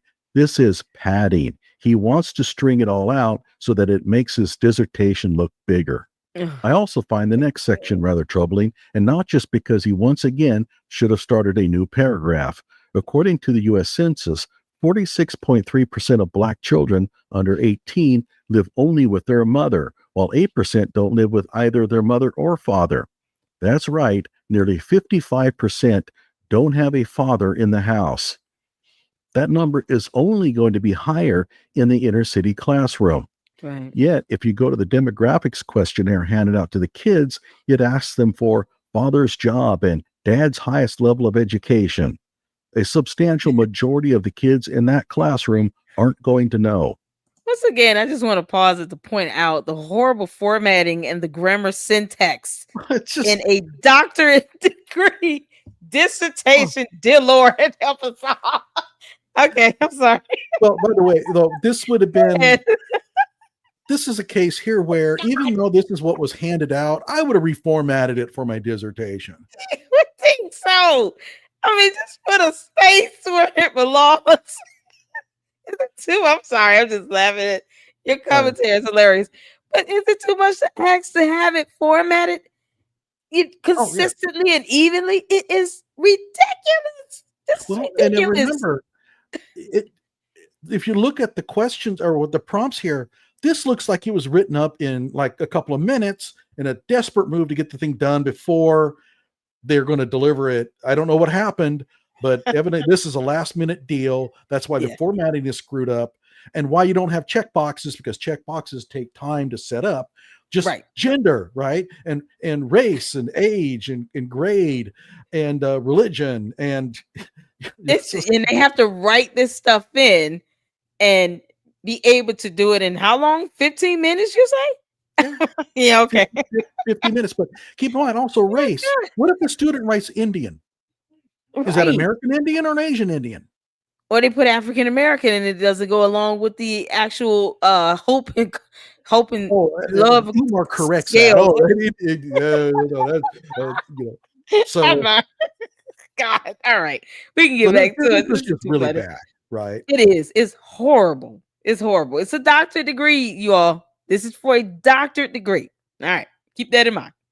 What are they going to write down? It's embarrassing to write, I don't know. So many kids will just make something up. What's less embarrassing is a checkbox. Checkboxes, they're a good idea. Yes. On one line, the parent is described as father, but on another line, it's dad. And many are very poor readers, despite what grades they're given, with a substantial percentage in special ed. So how many will be able to read extracurricular? Just say hobbies or fun things you like to do when not at school. Now, this is not on Umar, but the original mysterious ghost researcher. Demographic questionnaires appear in just about every social studies program, so you'd think that this would be pretty safe. Just use what everyone else uses. But no, she had to be creative. But Umar's graduate committee should have noted that the demographic questionnaire had serious problems with it.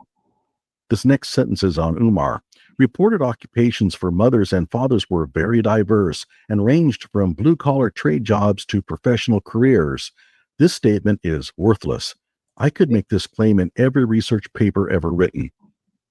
After all, it could mean that one student's mother was, say, a school teacher, while all the others were either blue-collar or unemployed. Or it could mean that almost every mother was a white-collar worker and only one or two were unemployed or blue-collar workers. There's no way to tell. And by the way, unemployed is not mentioned here, but it's obviously a... What are they classifying as blue-collar? Because that's not notated on the question. Well, yeah, So and that's the a kid is judgment like, call, right? oh, government, federal, or military. That's a good point. I didn't Not even be catch that. specific. That does cause some troubles, like postal worker, right? Well, okay, but it could be like she's the postmaster general.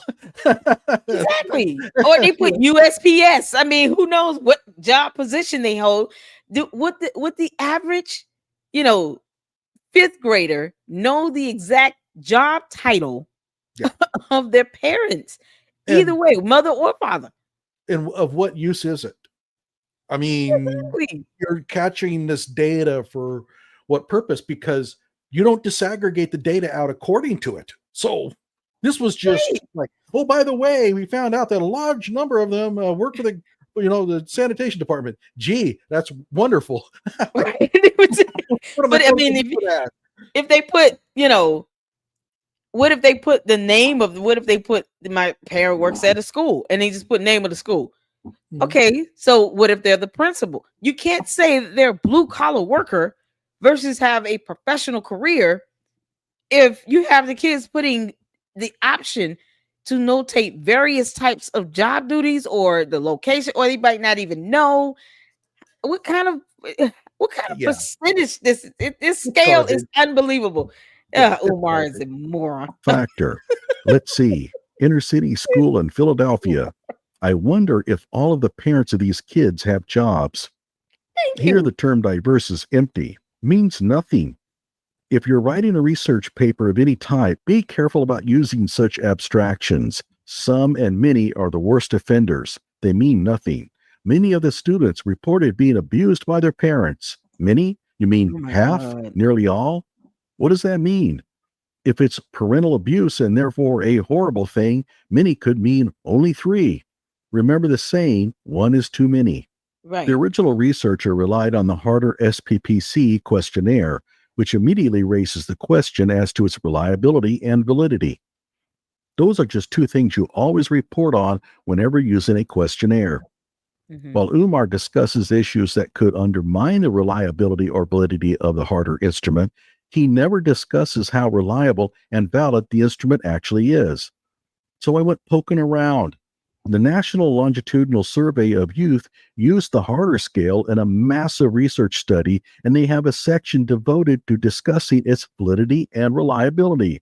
They even cite the source documents for these validity and reliability tests. But Umar never cites them, nor anything else related to validity and reliability of the harder instrument. Okay, remember, this is the main instrument used. Absolutely. The sad thing is I'm not getting an EDD or a PsyD for this, and I went through the trouble to actually do it. I mean, they should give me the freaking degree. They give you the degree. Send the donations and the donations over to Johnnie Walker Dread, you all.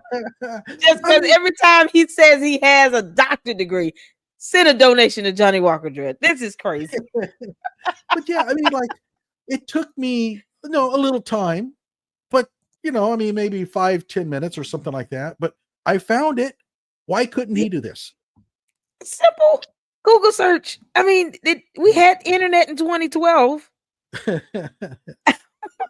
Not only that, but if he's what gave him the idea of using the harder scale, well, wherever he got that would have mentioned in that paper, right? Exactly. So yeah, he's just so lazy. Goodness. That's again lazy.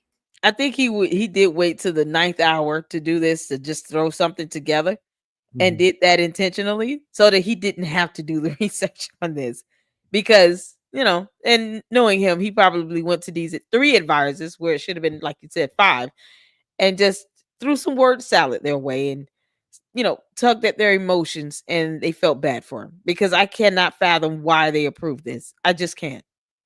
So okay, I'm done ranting. Never cites them, nor anything else related to validity and reliability of the harder instrument. Remember, this is the main instrument used to collect quantitative data for the study. I don't understand how a social scientist could make this mistake, or how a graduate committee couldn't spot it.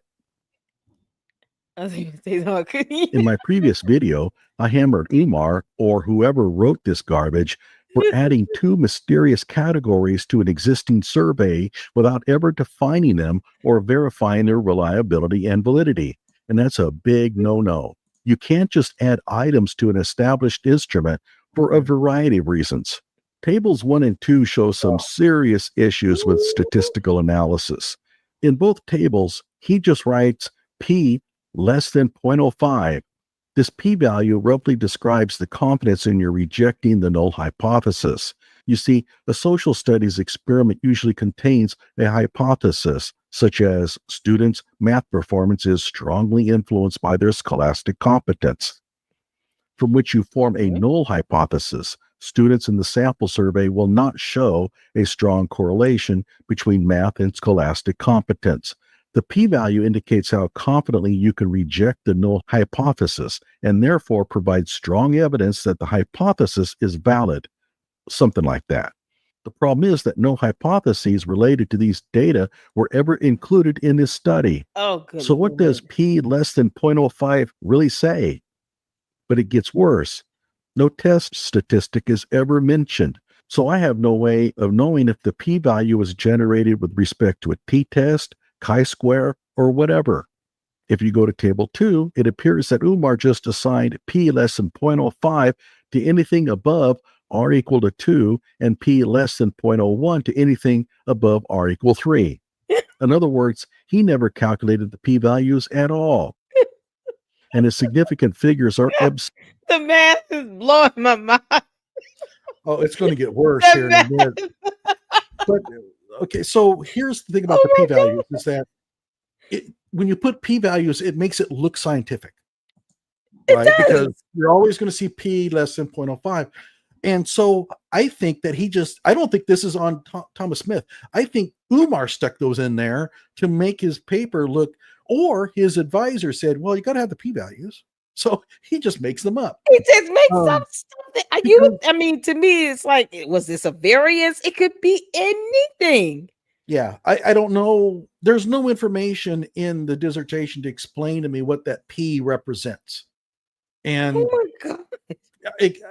I come from the opposite end where I bend over backwards, and if I over explain, I'll take that over under explaining. And my appendices in my dissertation are like tutorials, right? Because I wanted, if somebody came across some term, they go my appendix and they could read, exactly what I mean by that. So exactly. And here he just sticks p less than 0.05. Okay. What does that tell me? I was literally, and then when I did the reaction to the parts 1 through 3 of your videos, I was like, you can look at this and say, oh, okay, well, none of the numbers are less than, the ones that aren't less than that, this has an asterisk. The ones that are, it's whatever. Or it's a very, but what are you subtracting it against? I mean, it could be that could indicate anything. Yeah. And they did not catch it. These advisors didn't even they didn't try to make sense of this. They didn't say, what is this table? They didn't read it. And I don't think his own graduate advisor read it.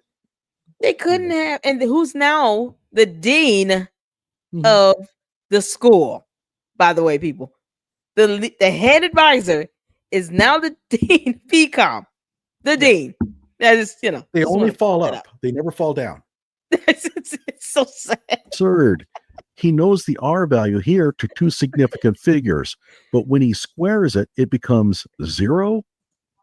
So in that instance, we lose all significant figures. But here we gained from 3 to 4. Or did Thomas Smith do this? We have no way of knowing because there's zero transparency regarding the source of the data and calculations. We asked her, and she responded that we should just ask the school. Like, really? Keep in mind that a ton of social scientists out there really don't know how to calculate a p-value. To them, a p-value is just a number that their SPSS or R routines crunch out for them. Thomas Smith only has an EDD, not exactly the type of degree that's going to work you hard in the statistics department. And Umar is dumber than even his followers, so it's not surprising that p-values would have given them so much trouble. One more thing. There were only 101 participants, and the regression coefficient here is only 0.1142. That's pretty poor. Whatever test statistic you use, Wow. I don't see how you can get a p-value under 0.01. It just doesn't seem reasonable.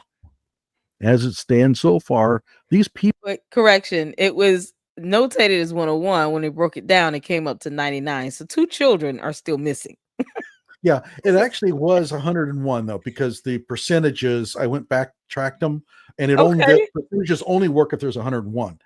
So again, I think that 2 of the responses were just, they probably just forgot to write their answers, or they ran out of time and just had to turn in their work. There you go. And so you had some of them were, a couple of them were blank. Oh my God. This is, but you have to explain he wants to open a school. You have to, exactly. Would it kill him to put a footnote and just say that, like, just to explain the 2 student variants? Oh, why that 53 and 46 was not coming up to 101. Here's why. Here's a footnote, and that's it. Would he be able to do that with archival data? Yeah, he could just ask the here's where the archival data came from. I reached out, tried to figure out why there's a variance. It wasn't automatically noted. Here's what I hypothesize or theorize. I mean, anything. Just okay. Say, I don't know why there's reported only 99 here, but there were 101. Okay. Yeah. Alrighty, back to it. Values don't make any sense, at least not to me. If I have it wrong, let me know in the comments section. I'm a theorist, not an experimentalist, but I have calculated p-values manually, so I think I'm right in my analysis. This number here should be the same as this number. I mean, identical. But one says 0.000 and the other says 0.008. Which one is correct? Neither of them. Even if you choose the smallest number that could round to 0.029, that is 0.0285, squaring it produces 0.000812, which rounds to 0.001, not 0.008, and certainly not 0. The 0.0309 number here should be the same as here, but it's not. Never minding the sheer sloppiness in these tables. When I look at these values in them, I see nothing. These correlations are, in my opinion, really small. If I was Umar's advisor, I would have told him, Umar, baby, your correlations suck. There's nothing here.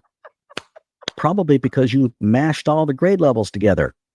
If you disaggregate your results according to grade level, you might actually find some stronger correlations.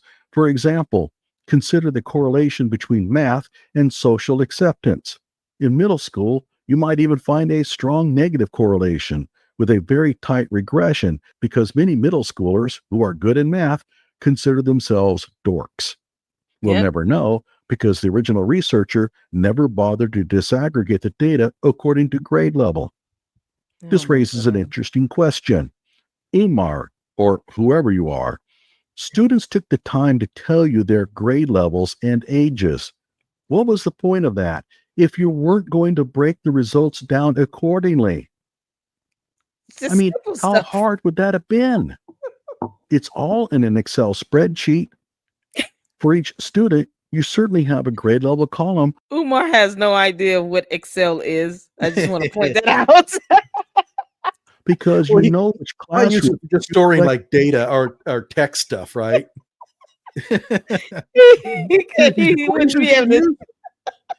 Equations, wow. What is this? Oh no, this is interesting. Like he doesn't know what yellow watermelon is. So I'm not gonna give him any credit to know what an Excel is. Oh my God. All right. Before moving on, you look at this table and you can see the problems. Why couldn't his committee see it? I mean, look at that. These numbers are supposed to be identical. They're not. So what happened? Did you just mistype it? But here's the other thing. I think that these numbers were done by a calculator. In other words, you took R, they used a calculator to. So that's the reason why you see so many mistakes. I mean, you wouldn't see this with an Excel spreadsheet when it does it automatically, right? So right, exactly. That's formulated. I mean, and he could have created pivot tables by the grades, by age, by gender. I mean, it would have been an easy pivot table, Umar. A pivot that's the concept he probably doesn't understand either. No, oh no, Using pivot big table words is for him. way outside his. It's just too difficult. I'm sorry. I mean, I don't mean to challenge his brain. All right. A's.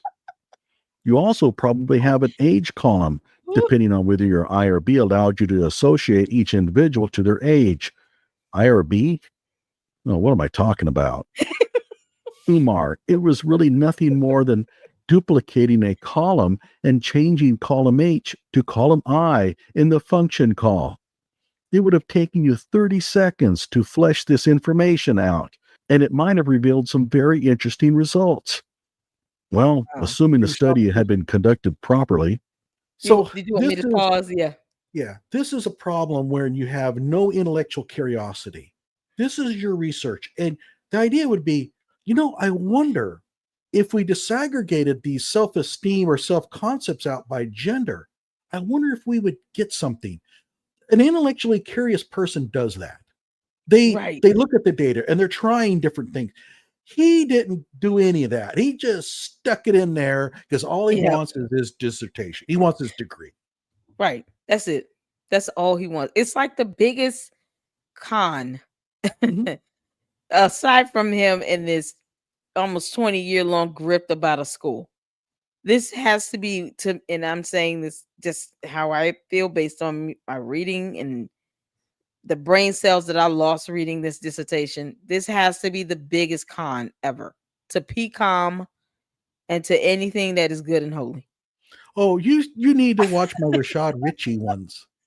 Oh yeah. So far, I'm gonna watch those. I'm gonna react to those. I'll give you a little teaser. He wrote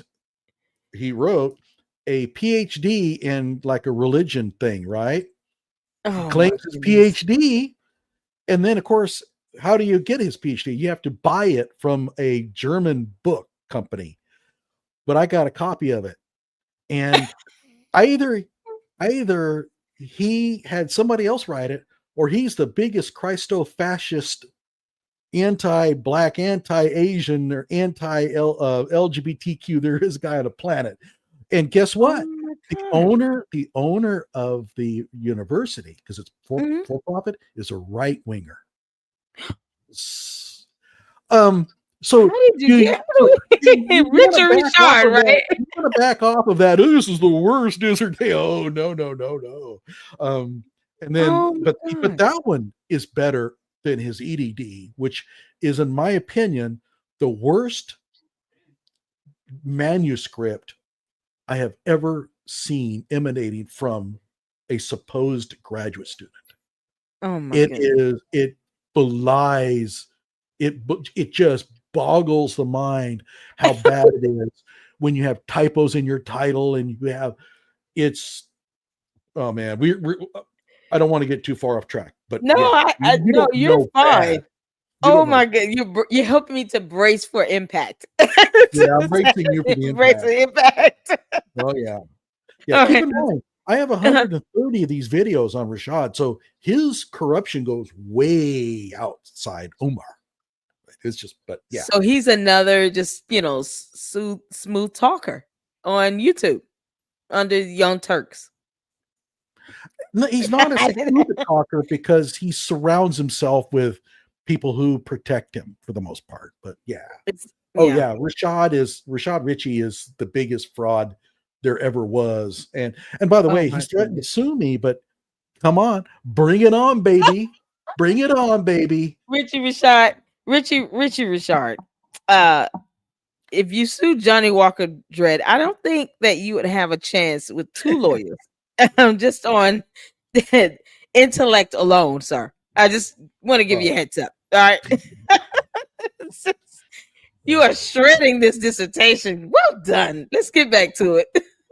And by the way, I should also mention that the first time I come across these dissertations, they look better than when I start to dig. And when I first looked at it, I said, oh, well, this isn't too bad. And then I start reading. And then after a while, you're like, oh, no. I think I went to the tables first and then the table of contents. And then I went to the appendix. And then when I saw African American images and he's citing these images throughout the dissertation, I'm like, are these photographs? It was a website, just a website. He didn't even cite the book. It was the website. I could not believe it. I said, what did he read the books that's on this website? We have got to talk about Rashad Ritchie. I mean, come on, that's child's play. Oh man, I mean, that's like Richard Feynman level of research comparison. Rashad, oh no, am I gonna walk away with brain cells on that one? Well, do you normally get your demographic data from Marxist blogs? No. Yeah, well, you will. You will. Oh my god. Oh my god. All right. Well, I'm gonna definitely react to that and prepare myself to just laugh and giggle because that's what I did with Umar, and it was just laughable. It was like, I can't believe it. I'm so glad we got this dissertation, but it was just to show that he's not as intelligent as he wants people to believe, and this is someone who wants to open up a school. Like, that's the overall premise of this. This is a man who wants to open a school, and this is what he's producing. When he wants to open a school because he wants to proselytize to kids about Pan-Africanism. That's his real motivation. He's not interested in teaching them math and English and all that stuff. No, it's about cornering a captive audience so that he can jam on them with his political ideology. That's what his school is about. Yep. And a grift. I'm saying it is a grift. It's a whole grift. That's really what it was about. All right, we're gonna finish this out, and then we got to get to that video of him telling the kids with the suicidal ideations. I have to see that. Though, you're talking about. I have to see that one. We talk about Umar creating a school. Rashad Ritchie actually created a fake university. Oh, so what I mean, that's what I'm saying. Just when you think that, Umar's the worst. No. Rashad Ritchie. And you endorsed a corrupt judge too. Oh, that I'm going to speak about as well. He endorsed a corrupt judge, Rashad Ritchie, endorsed a corrupt judge here in Fulton County who was just investigated by the JQC and just finished out a series of hearings to determine whether she should be removed from the bench. He endorsed her. Was it Cassandra Kirk? No, it is Shamila Williams. Oh, I know who that is. Yeah. Horrible judge. I said remove her. It shouldn't be there. There's a bunch of them there. And she was not ready or experienced. She should never been. The only reason why she won re-election was because she was uncontested. Mm-hmm. That just goes to show why we need to vote. And he's endorsing someone like her, not caring about her track record or history or anything. So I can imagine what his dissertations look like, considering his poor choice of who he chooses to endorse to sit on our bench and to enforce laws. Oh my! My reaction videos are about to get amped up. Oh, I'm ready for you, Rashad Ritchie. I'm ready. Oh yeah. All right, let's get into it. Continue on. No, never mind. On page 52 is the summary of qualitative responses, and there are a lot of issues here. It states, taken together, the qualitative responses offered by the student respondents reflect a diverse array of opinions that cannot be classified easily. Right, which is what makes the qualitative data in your dissertation worthless. Clearly, however, even those living in a highly concentrated neighborhood. What do you mean by even those? The data only pertains to a highly concentrated neighborhood. You can't generalize beyond that. Given that respondents ranged in grade and ability level, it would have been interesting to discern whether there were gender or grade differences in the quality of the responses. So why didn't you? Are you really telling us that the data that you received was not disaggregated according to grade level? You collected demographic data on their grade level and gender. Exactly. It not only would have been more interesting, it would have been crucial for telling the story. A fifth grader's attitudes toward self-concept and self-worth, especially when it comes to such things like athleticism and personal appearance, are going to be radically different from middle schoolers. We all know that middle school is when kids start becoming obsessed with personal image and begin to have serious anxieties about their self-worth. It's also when you start to get serious about attracting the opposite sex. And who among you doesn't think that males and females would have distinctly different self-concept indicators? Right. So the qualitative analysis section is where some of the real fun begins. And I'm going to have a lot more to talk about that tomorrow night. But let's take a look at some of these responses here. Being black has affected my performance in school by people talking about other African Americans, or how black you are, or European American you are. And Umar goes on to say that this may suggest that many African American children have become self-conscious about their racial identity as a result of peer taunting. Where does the peer taunting come into play here? There was no mention of that. So here, Umar is injecting value judgments into the responses that don't belong. Here's another one. Being black means a lot to me because being black and having my ancestors fight for rights is a blessing. As I will talk about tomorrow night, that response was written by Umar, not a student. Yeah. Let's go ahead and read on here. According to Umar, Wait, I gotta get it up. You can't make this up. You cannot make this up. Yeah. I mean, no, What? children don't talk like this. Not at all. My ancestors. Yeah. And European American instead of white, you know. What? Have you ever heard say, hey, man, what about that dude across the street? Oh, you mean that European American dude? They're not gonna say that at all. No. You know, my no. grandma, my grandpa, they don't even use terms like elder.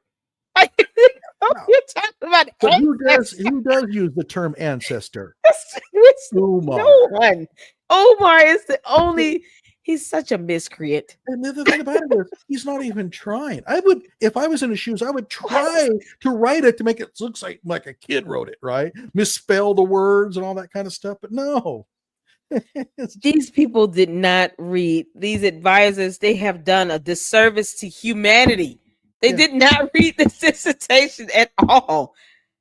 Having my ancestors fight for rights is a blood. How much historical context would these kids have as far as understanding fighting for rights? How far back are we going here? Are we going back to civil rights? Like, what did that mean? Are we going to, back to slavery with Harriet Tubman? What that's a broad range of anything. Fighting for rights. The Voting Rights Act, what do we mean? The original prompt didn't say something like, what about being black in terms of answer? It just says, being black means what? And so exactly. It just goes on. And how does that affect my school performance? Like, what are we talking about? What is he? He's giving me a headache. Oh my God. Umar is the worst. Your problem here. That's you collect 101 of these responses from these kids, and there's like 5 or 6. I think there were 6 questions. So you have 606 total responses to come through, and you're going to pull like 5 out. So tell me what that means. What does it mean? What good is this? I mean, you could put one up there. Being black means I'm going to strap dynamite to my chest and run through a bank and blow it up. Okay. Hey, I'm fighting, and my ancestors fighting through. Is that the spirit of the ancestors coming through and shining through, and strapped to your chest right along with what is it? It's so absurd. This is Umar's absurd. It's just insane. Okay. All right. There's one more I go over, I believe. Go ahead. Okay. All right. That means it's indicative of a child who feels honored and endowed with a strong sense of ancestral obligation towards doing well academically and personally. And nowhere does the kid make any such claim. He just says that being black means a lot to him. Nothing about academics or personal characteristics. Here's another one. Being black has affected me because European American people look at black people like we're crazy. And Umar responds, again, this reply is suggestive of possible negative interactions with European Americans. However, this position also could come from a historical or cultural instruction in which African American children can learn, and quite candidly, from television and history books, just how inhumanely their ancestors were treated by European Americans. That's a value judgment, an opinion. It has no business in a qualitative analysis. Thank you. Each classroom completed the questionnaires, and so each stack of materials collected from each classroom would have targeted a particular grade level. So why can't you tell us how each grade level responded to the prompts? Simple. This is insane. Whoever performed the study, and it wasn't you, Umar, just threw all the results from 4 different classrooms into a common batch? Now, you might even go further and say that the materials completed by each student should have been tagged to the personal identification of the student. In other words, participant 38 completed questionnaires that are marked participant 38. Right. Clearly, that didn't happen. And why? I suspect that the original researcher never got IRB approval or only got an exempt classification.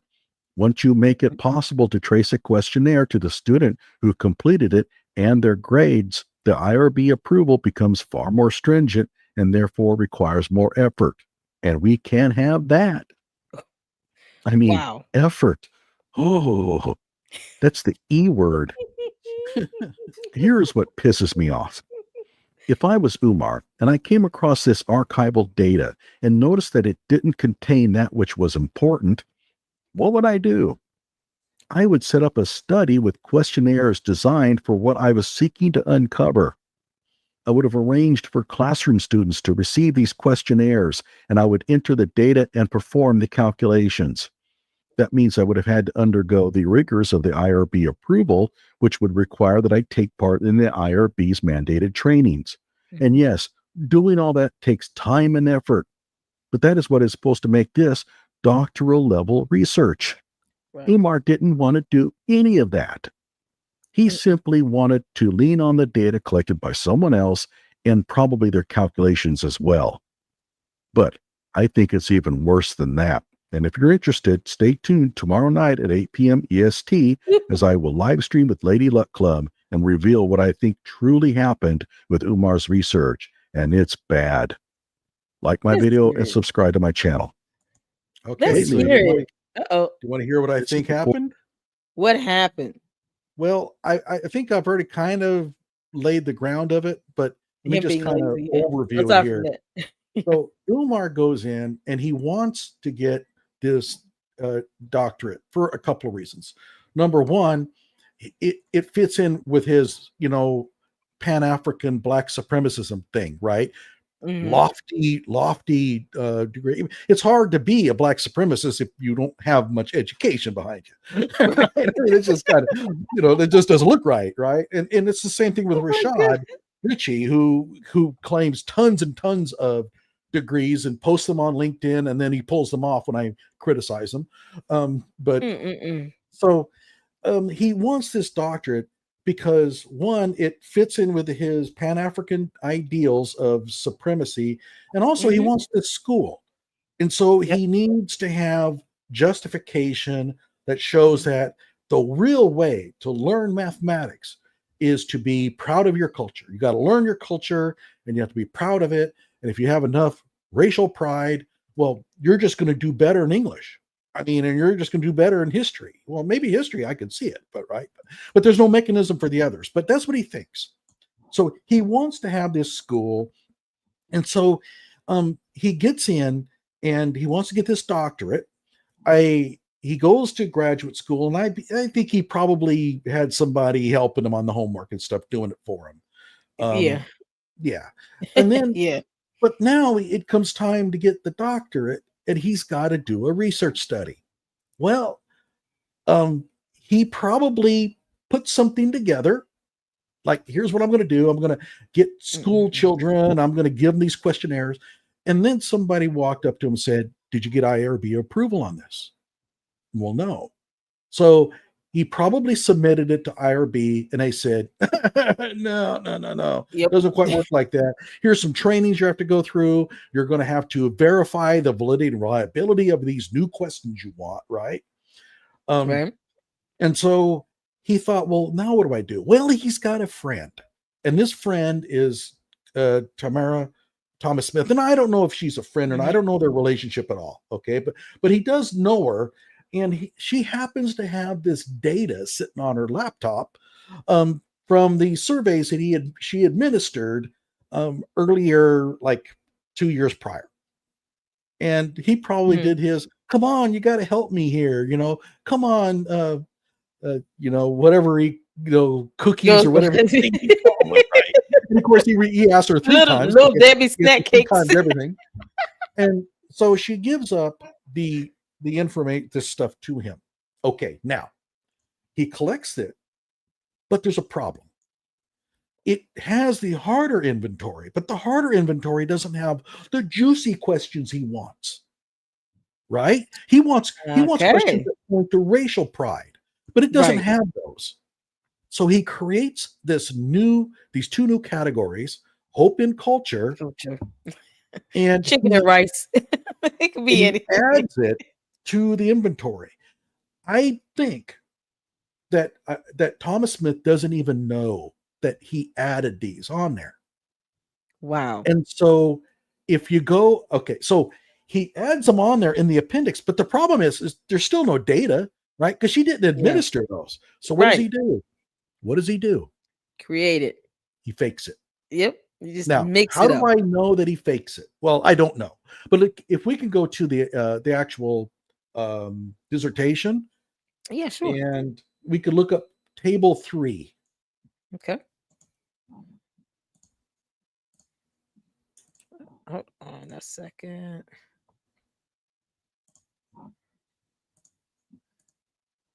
Okay. Can you guys see? Let me know. I can. I don't know if that helps you. Yep. Okay. It's showing up for everyone. Hopefully everyone can see this here. The dissertation is and this is the full one that I obtained. Okay. I'm gonna scroll in a little bit so you guys can see it better. All right. So you said table 3. Yeah. Well, go to table 2. Wouldn't it be in the? We'll look at that one first. Okay.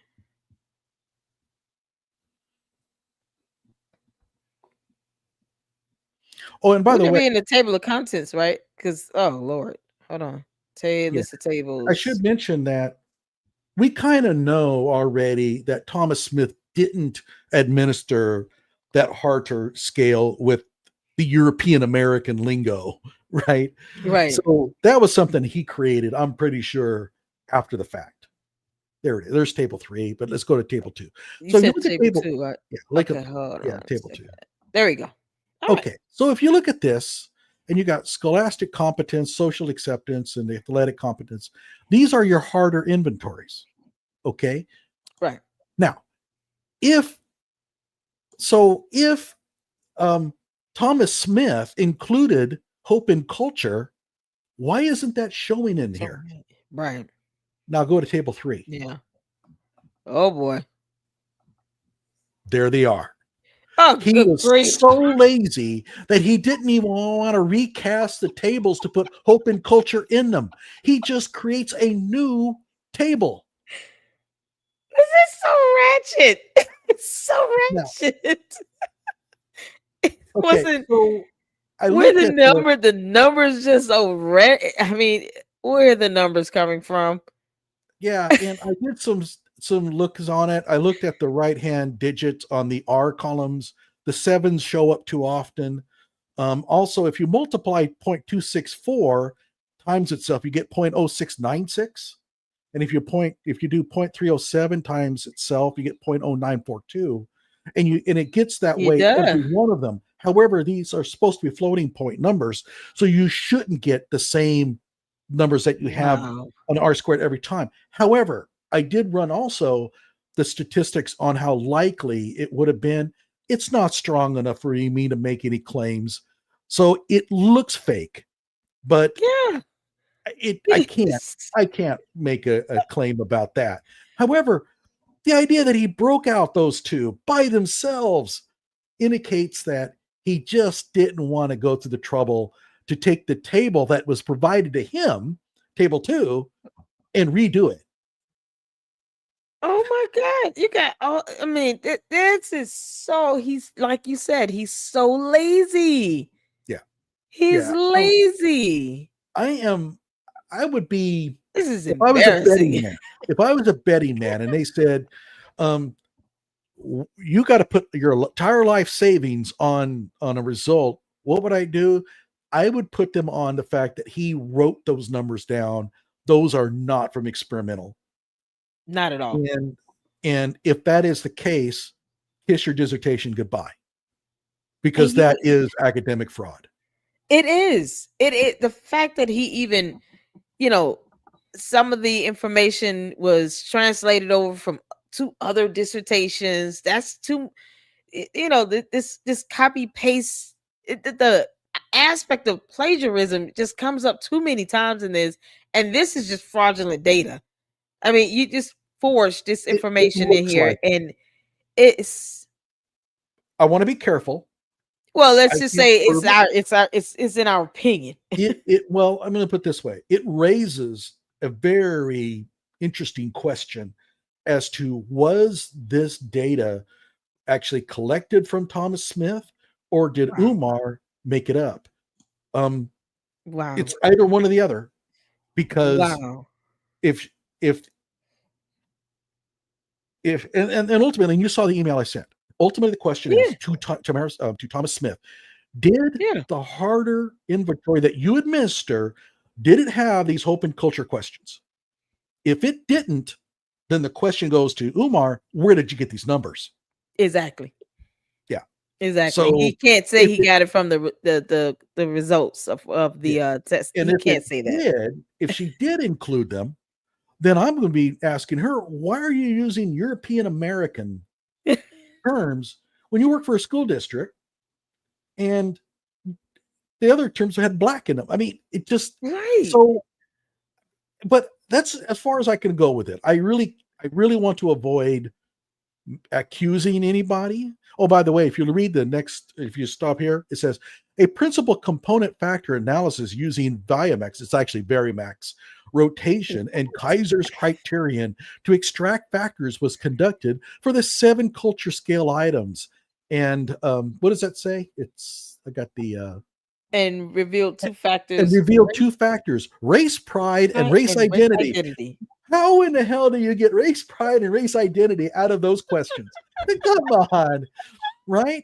And if you're going to introduce Varimax, rotation, and Kaiser's criterion, I think you need to explain to the reader what those are. What that is. Yeah.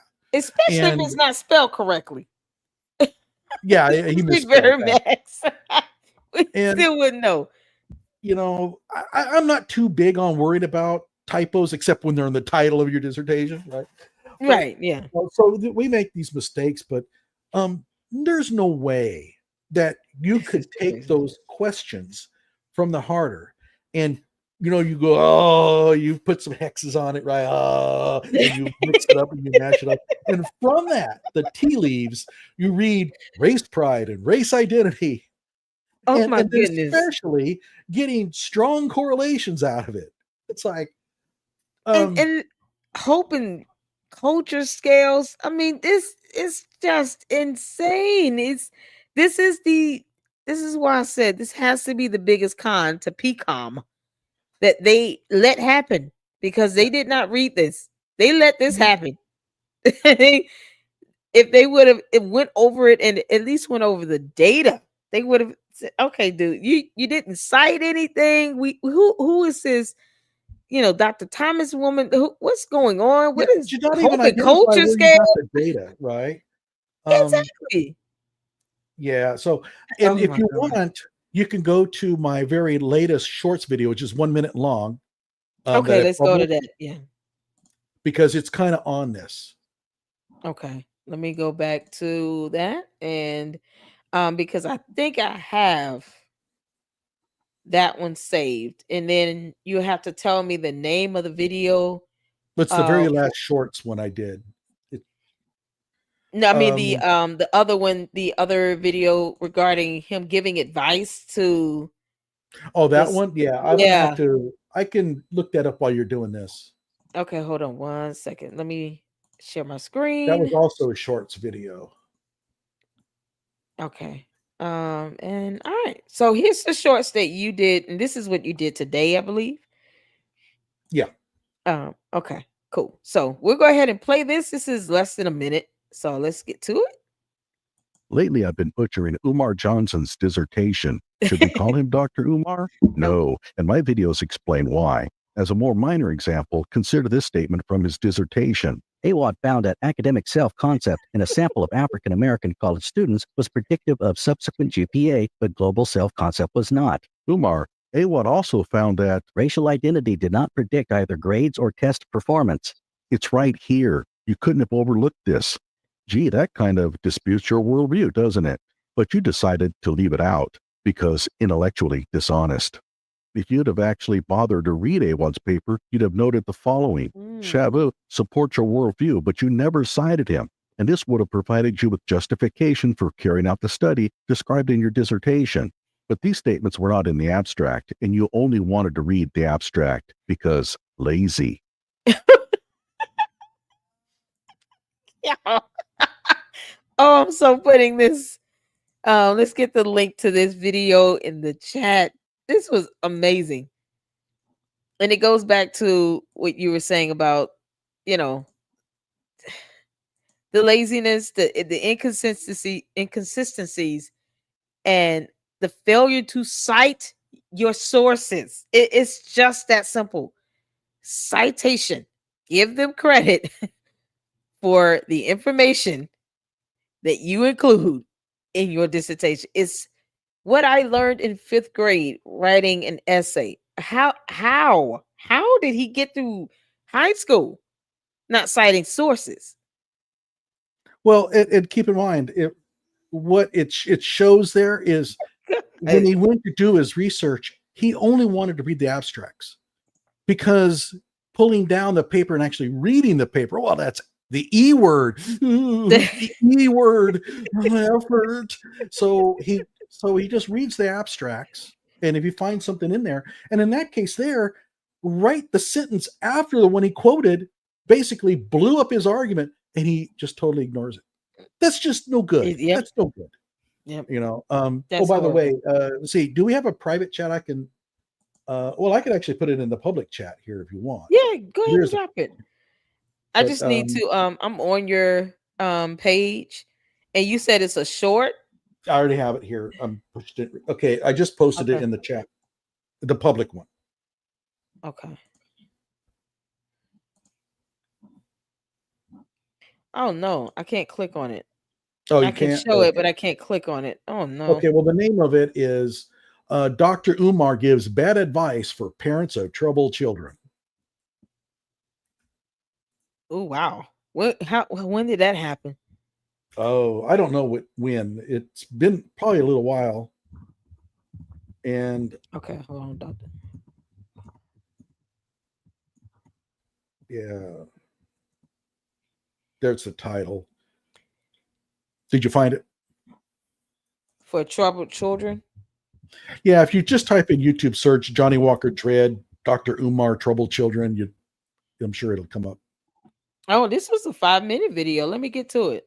Okay. I have poked fun at Rashad Ritchie for amassing. Hold on a second. Let me rewind it. And we're gonna pause. Okay, I got it. All right, so there we go. All right. This was about, I'm gonna give a thumbs up. Make sure you guys, I'm gonna put this in the chat again so that you guys can have it as well. This is why he needs to have his doctorate revoked, because of stuff like this. I haven't even seen it, and I just know it's going to be horrible because he's an idiot. All right, let's get to it. I think you have the sound off. Okay. I have poked fun at Rashad Ritchie for amassing an entire Euclid load of fake degrees, but the Philadelphia College of Osteopathic Medicine, also known as PCOM, decided to give Black supremacist Umar Johnson a real doctorate of psychology. I've been hammering Umar for the blatant fraud he's inflicting on those donating money to his nonprofit to open an elementary school for future Black supremacists. But back to his psychology credentials. The Pennsylvania Board of Education even certified Umar as a school psychologist. And if you want to see what happens when the unqualified get certified, hang around, because I'm going to play a clip for you that exposes just how dangerous all this is. Hello out there. I am trying to get through. With cold, blunt analysis cradled in the warmth of reasoning, it's time for Johnnie Walker Dread to straighten you out on a thing or two. Emanating all the way from exciting Las Vegas, Oklahoma, it's time for the Johnnie Walker Dread Show. Now, in case you were wondering, the answer is yes. PCOM has verified that he did receive his doctorate from there, although Umar appears to be ashamed of his dissertation as he's not allowing anyone to obtain a copy. And yes, I called the PCOM library and the Department of Psychology, and apparently Umar has told them not to release it to anyone. But back to Umar. This clip is from a speech he held at the House of Hathor, which according to its website is a friendly community cultural store in Columbia, South Carolina, cultivating and manifesting love, peace, family, and wholeness. The House of Hathor creates a space where you can get in touch with African roots. The House of Hathor is a community cultural store that offers a variety of products and services that uphold the cultural significance and standards of traditional African values. You want to stop a second? Caring for your kids, Yeah, evident. sure. Yeah. So in other words, it just sells stuff, right? It's just, all this Word wealthy stuff. salad. It's just a store where they sell stuff, right? You And think that he Umar- might be selling those animal parts that he carries around that Ziploc bag? Why did he have to do all of that? House of Hathor, is it the House called? of- yeah, I don't know anything about it, but yeah, it just sounds like they just sell trinkets and stuff with African themes, And by the Okay. way, the fact that Africa is a very diverse place seems to be lost on them. They just lump everyone as African. Well, there's a lot of different tribal affiliations. They all have their own cultures, Exactly. and that just gets lost on these guys. Yeah. Typically, the more ignorant ones that want to uphold this stereotype Mhm. don't really dive into the custom or tradition or the language or anything. You ask Umar to learn a separate language. He has yet to master English, so I don't expect him to master anything else. But this is something else. Okay, He should be good at it since he repeats everything 3 you times. think You think he'd be better at it. Or You maybe would he think. doesn't get enough practice. He only gets the third of the practice that everybody else does. It's just like, dude, if you just add in just a Swahili term, you might be able to get into another, like, just close-minded. I mean, all right. There's so many things I could call him right now. He's such a clown. All right. Is not one of them. As you listen to this clip, remember that PCOM gave this idiot a doctorate in psychology. And every other night in the hotel conference center, there will be a seminar on something that is important for our children: African history, respecting your parents, planning your future, dealing with emotions and anxiety as a young person, which is very important because, in case you don't know, suicide for all Black people is up. And for teenage Black girls, it is through the roof. And I want all of y'all to know right now, do not play around with children when they say they want to kill themselves. This is good. Take it seriously and get professional help. So far, so good. And that so far won't last more than a few seconds. Do not play. Let a child in my presence say they want to kill themselves. You're going to the psychiatric emergency response center, and I know you're going to sit there all night before somebody see you. That's exactly where I'm going to take your ass, so you can sit there all night and know next time don't open your mouth and say you want to hurt yourself unless you mean it. What? But parents, don't think you know your children as well as you think you do when it comes to suicide. Take them. Wait, what? Go back, play it again. It's that bad. What? But parents, don't think you know your children as well as you think you do when it comes to suicide. Around with children when they say they want to kill themselves. This is good. Take it seriously and get professional help. So far, so good. And that so far won't last more than a few seconds. Do not play. Let a child in my presence say they want to kill themselves. You're going to the psychiatric emergency response center, and I know you're going to sit there all night before somebody see you. That's exactly why I'm going to take your ass, so you can sit there all night and know next time don't open your mouth and say you want to hurt yourself unless you mean it. Don't open your mouth if you want to hurt yourself unless you mean it. In other words, punish them by making them sit there all night. Yeah, this As is the if that advice. would, What's that? I was gonna say, as if that's going to solve it. Is he this is what? You're telling kids who are thinking about self-termination, don't open your mouth and say you want to hurt yourself unless you mean it. Like, how would you know for sure? Right? So basically threaten the kids that you'd better not tell me you're going to be doing suicide unless you really mean it. And if you do tell me that, well, I'm going to haul you down to the psych center and we're going to make you sit there all night as punishment to show you what happens when you open your mouth about it. That's his advice. This is from PCOM. PCOM gave this man an actual dissertation. Doctorate degree in psychology. And he wants to open a school. Mhm. And he's telling kids, don't open your mouth unless it say you want to hurt yourself unless you mean it. So if they don't say anything, they just do it, then it's his fault. But And they're sitting here like, yep, like the ignorance of that. yeah, and the kid is doing this for a reason. You need to find out. Maybe the kid doesn't mean it, but the kids don't typically say these things unless there's some underlying issue. I thought we hired this guy to find out what those things are, but evidently, no, the best way to handle it is just threaten them so that they don't do it anymore. Or think that they're suffering by sitting in an OR or a ER waiting area for mental health treatment all night. Like that's going to just solve their problem. And that's it. This man has a doctorate in psychology. Mhm. And he has children. Yeah, although that hasn't been necessarily all that successful, but How is it that people think that he is fit to be around children saying things like this, let alone have a doctorate in psychology?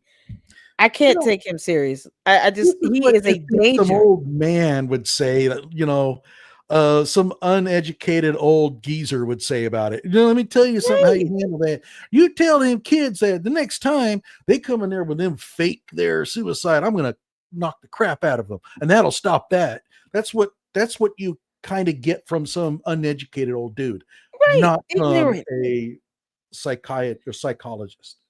Oh my God. I just had to put the caption up there because I couldn't believe what I was seeing or hearing, and I had to see the words. And I am, if I was not disgusted with him before, especially over the way he is handling and treating his mother right now, I'm beyond disgusted because now you're talking about children Mhm. who are on the verge of self-harm and This could turn out- self-termination. This could is turn out really bad. disastrous. This is bad. But you know what? Suppose that some parent does that, doesn't take it seriously, and the kid basically kills himself. Wait till you hear the following. It gets worse. With Umar, it always gets worse. The same with Rashad Ritchie. It always gets worse. Continue playing. He's going to double down on this. Oh my God. I'm so glad I got the caption. Brace But yourself. parents, don't think you know your children as well as you think you do when it comes to suicide. Take them to the hospital. Every emergency room at every hospital in America has an on-call psychiatrist or psychologist. Their job is to do the emergency suicide screens. And trust me, it's a good deterrent for your child to keep them from saying it again. A good deterrent for your child to keep them from saying it again. So getting professional help means punishing them for bothering you. Make them think twice about coming to you if they're thinking of harming themselves. Dad, ever since you and Mom divorced, I've been having thoughts of, You gonna pull that self-harm crap on me? Okay, get your stuff. We're going to the psych ward. You know the routine. it's okay, Dad, forget it. Good. Glad we got that settled. Now don't bother me. You got to sit there all night Oh until the my psychiatrist finally shows up and do their It's little worse. 30-minute screener. And then you get a piece of paper, mom or dad, God forbid, in case your child does commit any type of self-harm, you have a form from a licensed doctor say to stand that they cleared your child to go back home with you. You got to have that. You got to have. You may have ignored your child's plea for help, but it's all good if you have that government form in hand so that you can say, my little Timmy is no longer with us, but don't blame me. Amazingly, not a single parent stood up to his gross malpractice. I Jeez. really hate this dude and the morons who follow him. Me too. Like my video and subscribe to my channel. I really hate this dude. Make sure you get that form so that you can say, hey, not my fault. I can't took 'em. believe this. Yeah.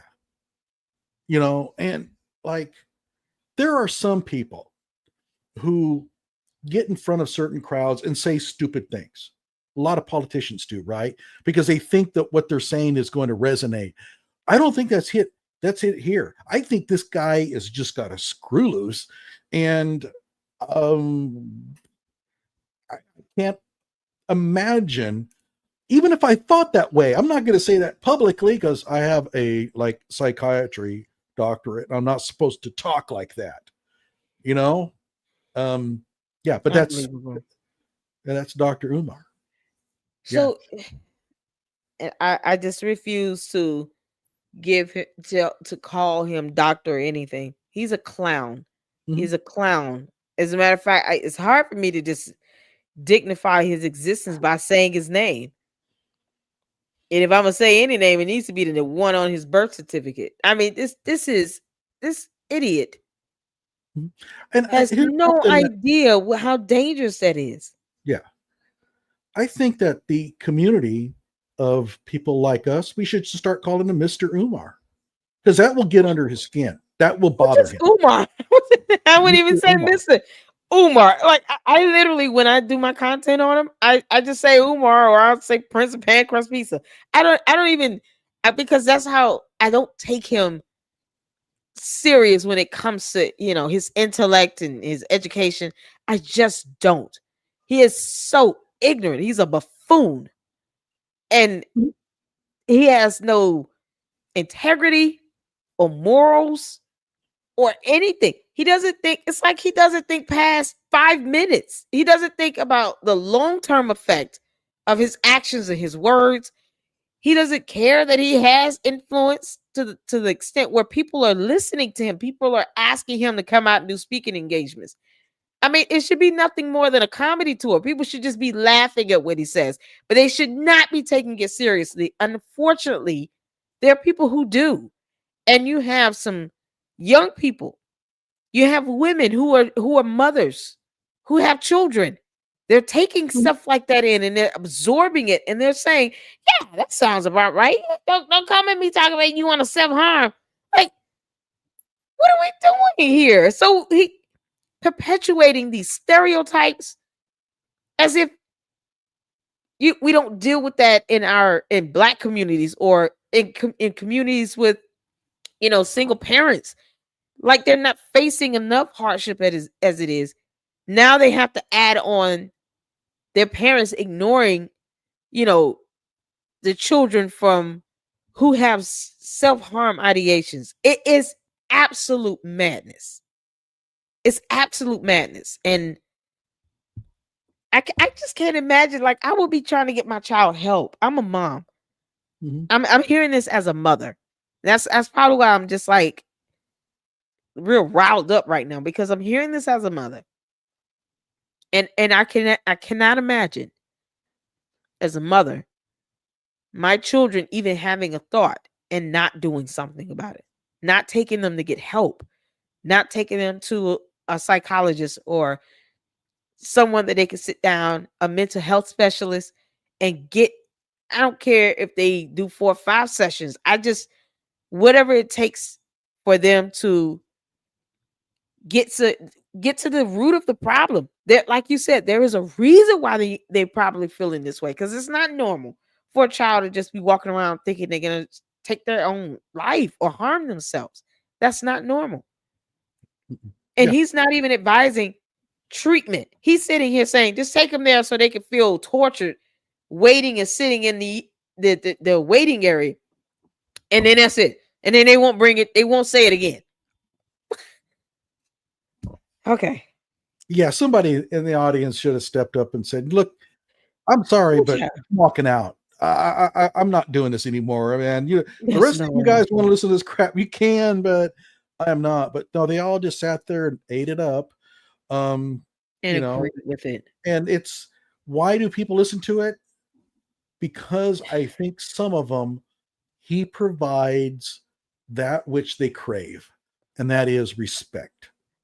And that is, you are, because of your where you're from, the continent, you're a cut above, and they want to hear that. I mean, are you here familiar with the Moors?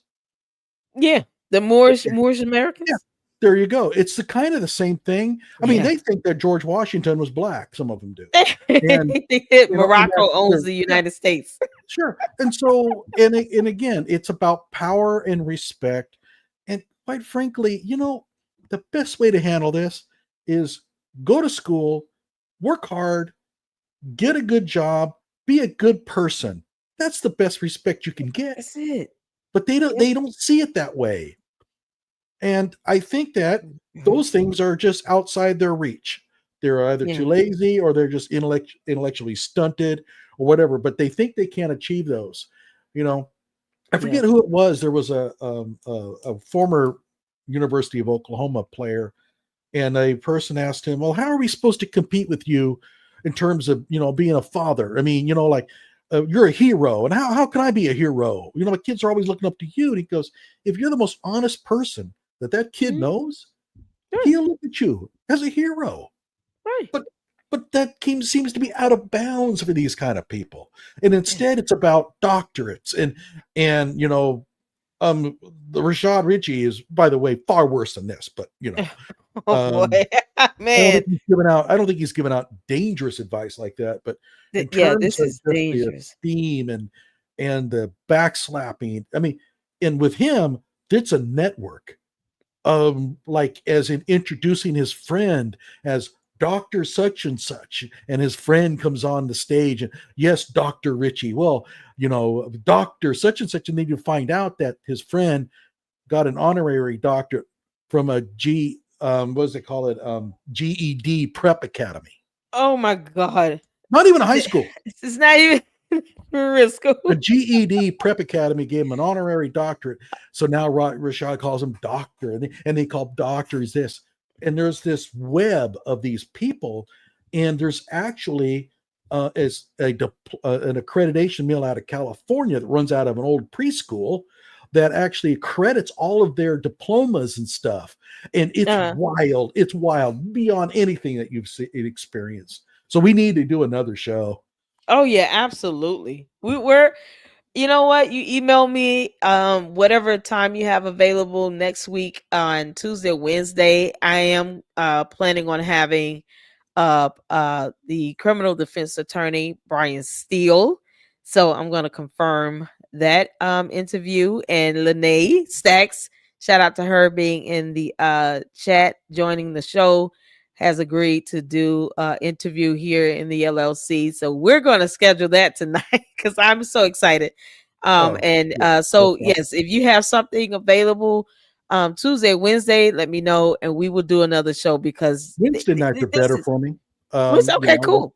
Certainly true, but Absolutely. Can I leave you with a little teaser about that will make you really want? Keep in mind. Oh my God, I can't believe he's worse than Umar. But Rashad, if you go to Morris Brown University, Rashad is on their faculty because, can you help me out, brother? Can you get me a faculty meeting? So they put him in as a professor. But now keep in mind, when you open up his bio, it says JD from, I'm trying to think of the name of this school. It's, John Marshall, Atlanta's John Marshall Law School, Juris Doctorate. we contacted the school. He You know what the doesn't have a response was? Juris Doctorate. You know what their response was? We kicked him out after a semester. We threw him out. But if you go to the website of the university, they have a blog article praising him about a month before they kicked him out. Oh, the stories never end. And then you have Rashad's Tots, where he promised $18,000 to these kids who had all their money stolen from him. And then he just basically flew the coop on them. Yeah, because Morris Brown College was shut down. Oh, was it? Around 2001. And they tried to reinstate it, but it was shut down for a while. But it was after the fall semester of 2001, because that is the year that I started at Spelman. And we had one good semester of a block party and football season over there. And after that, by the spring of going into the year 2002, Morris Brown College was shut down after they stole all of those kids' financial aid funding. They just shut it down and didn't care. So for him to even, you talking about you on the faculty, you understand what that stands for, being on the faculty of Morris Brown, whatever you want to call it now. But after what they did to these kids, and no relief. But he was also listed as the Dean of Academic Affairs for the Asia Pacific School of Business, where he got his PhD in physics. Right?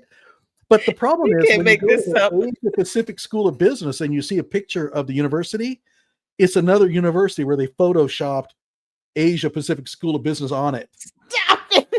And so I had a nice discussion with a professor from Northwestern whose picture is on APSB's website as one of their professors. And she's going, I don't teach for them. It's not even my name. You know what? We're going to definitely have a discussion next week, Wednesday. This has got to be good. I have over 120 something videos, and it's just. I'm going to get through some of them. Oh, we're going to get the Juris Doctorate one is killing me, because that's the school my godmother graduated. My godmother would be so embarrassed. My godmother is a federal judge, and she got her Juris Doctorate degree from John Marshall, and I cannot believe it. I cannot believe that's so embarrassing for him. Yeah. Oh, it's great, because I didn't know. I mean, you learn something new from Rashad all the time, but I didn't know that Egyptians were able to confirm quantum mechanics from the tattoos that they were given. Oh, stop it. It's in there. Yeah, the tattoos that they were given had resonance effects that confirmed quantum mechanics. Yep. You know what, Rashad, I'm just gonna laugh at you because of the buffoonery of it all now. I can't take you seriously. I can't believe he lied about a JD. I cannot believe you're lying about obtaining a law degree. Like, it's only the sickest of the sickest of people that lie about that. He claimed 3 of them. Well, okay, here's what happened. God. He gets kicked out of this, I forget the name of it, that one university. So the next thing we know, Birmingham School of Law is going to give him a Juris Doctorate, and he's almost done. He's on Twitter. I'm studying for the final test for my JD from Birmingham School of Law. Jesus. Right? And all of a sudden, like months go by, we don't hear any more from it.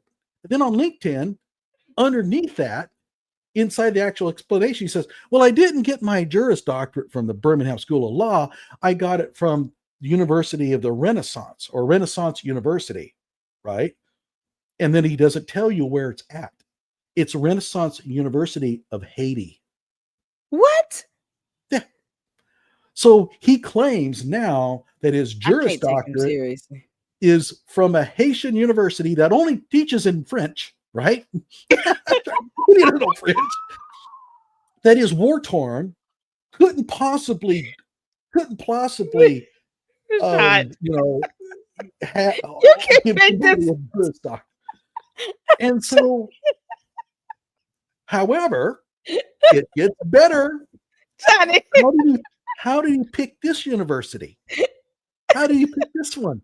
Because he got an advanced degree from Western Orthodox University, another diploma mill that promises that if you get the degree from them, they'll send your transcripts over and get you one from the Haitian University. So you get 2 for 1. Dude, I'm telling you. Coupon, now you got that sounds like a coupon for Popeye's chicken. You can't make this up. Rashad Ritchie is outrageous. And then he decided, well, I'm tired of giving my money away. Why can't I get on the receiving end? So he creates his own university called St. Magnus, which was a joke. And so he gets his friends to teach for him. They didn't know that he was going to stick their names up there as actual faculty, right? And I tore it a new asshole, and it all of a sudden disappeared. It was gone. But yeah, he thought he was going to get foreigners giving him money for the craziest degree titles. One of them was quantum mechanics of religion or something. Stop it. No, I mean, it's, oh my gosh. It was Theology, it's theology, biology. But you know what? That Johnnie Walker Dread, he's got 120 videos, and he's a liar. And I can prove that he's a liar, because here is a journal article where these journalists hired this detective agency to investigate my degrees. And the detective agency said, we checked and all of his degrees are valid. And how did they check? Well, they went to the website, and the website says they're valid. Okay. But it gets better. It always gets better. You know, it's the theory of couponology. We looked up the owner of the journal. It's Rashad Ritchie. Stop. But it gets better. It gets better. The detective agency, their office is in the same complex as Rashad's office.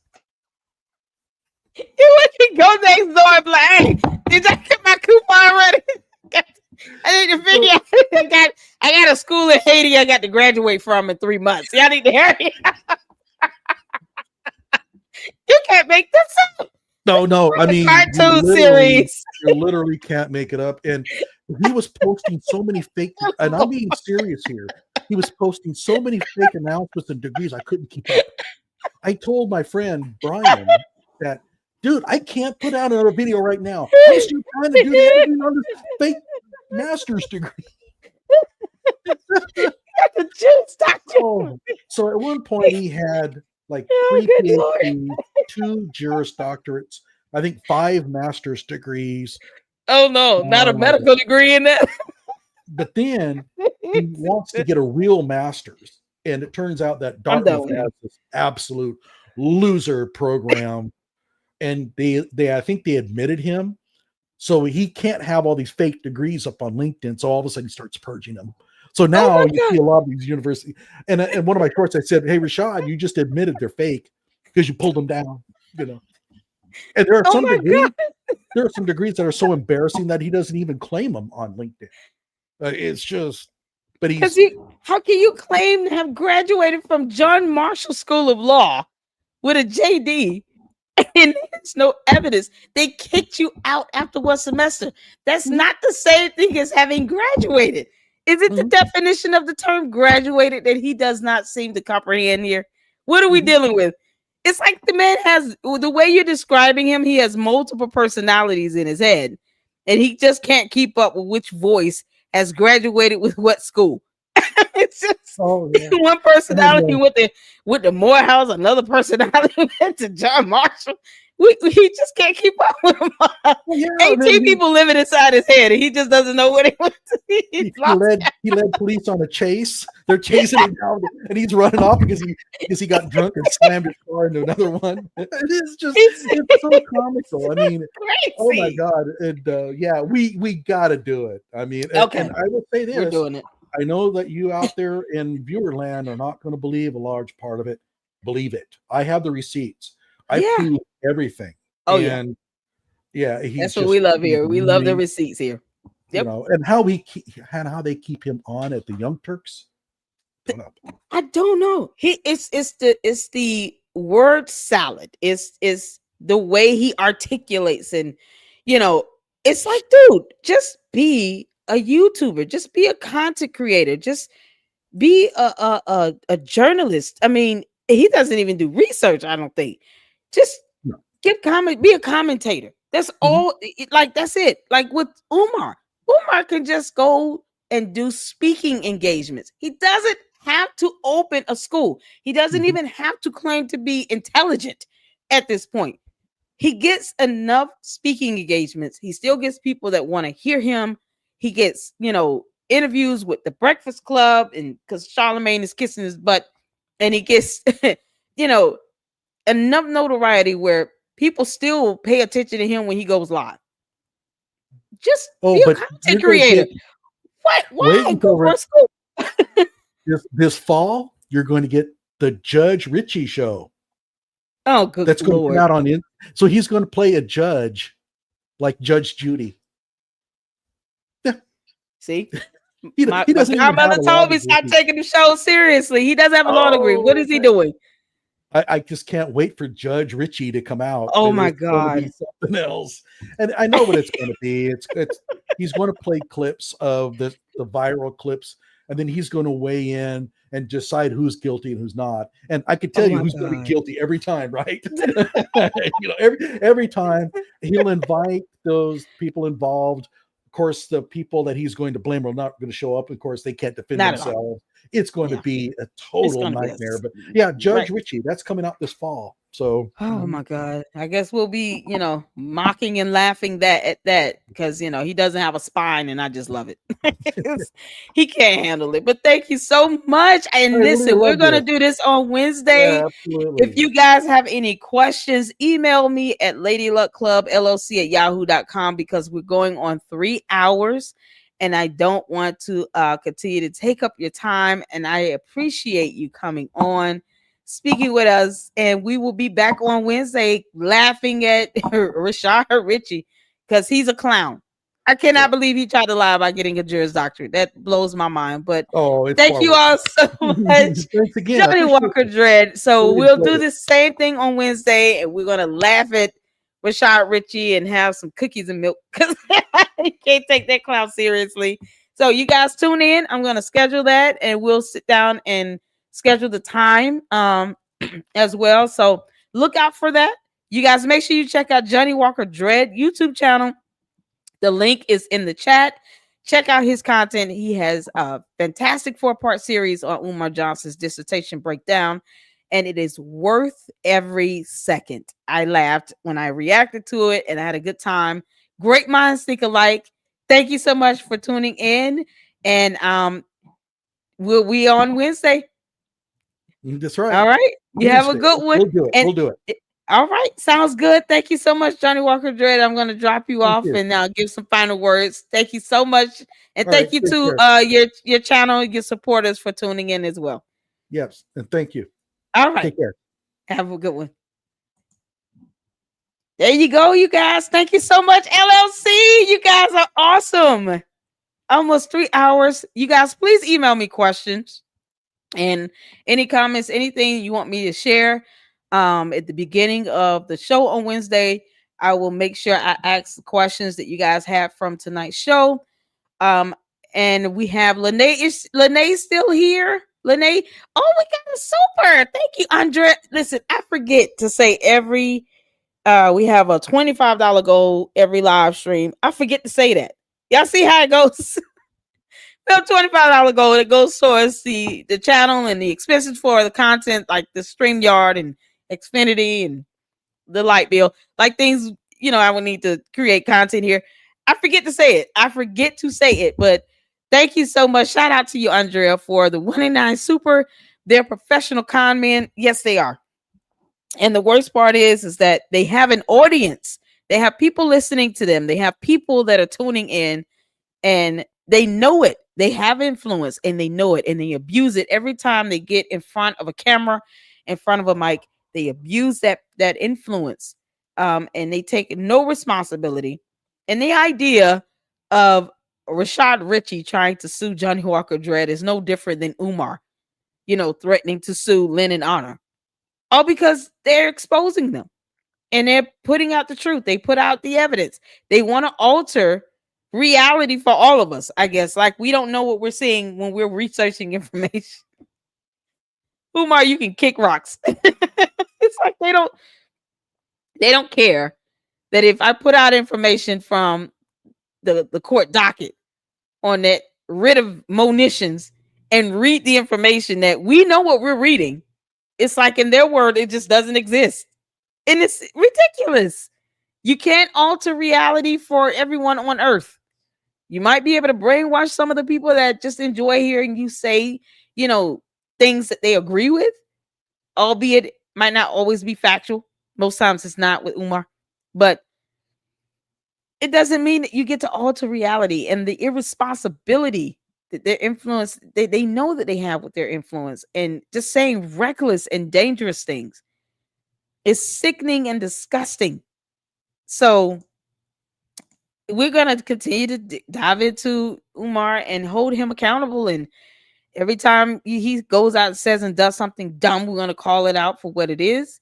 And like I said, let him keep going around talking about he has 6 degrees if he wants to. I'm going to get the dissertations for every single degree he thinks he has. Yes. Yes, I will.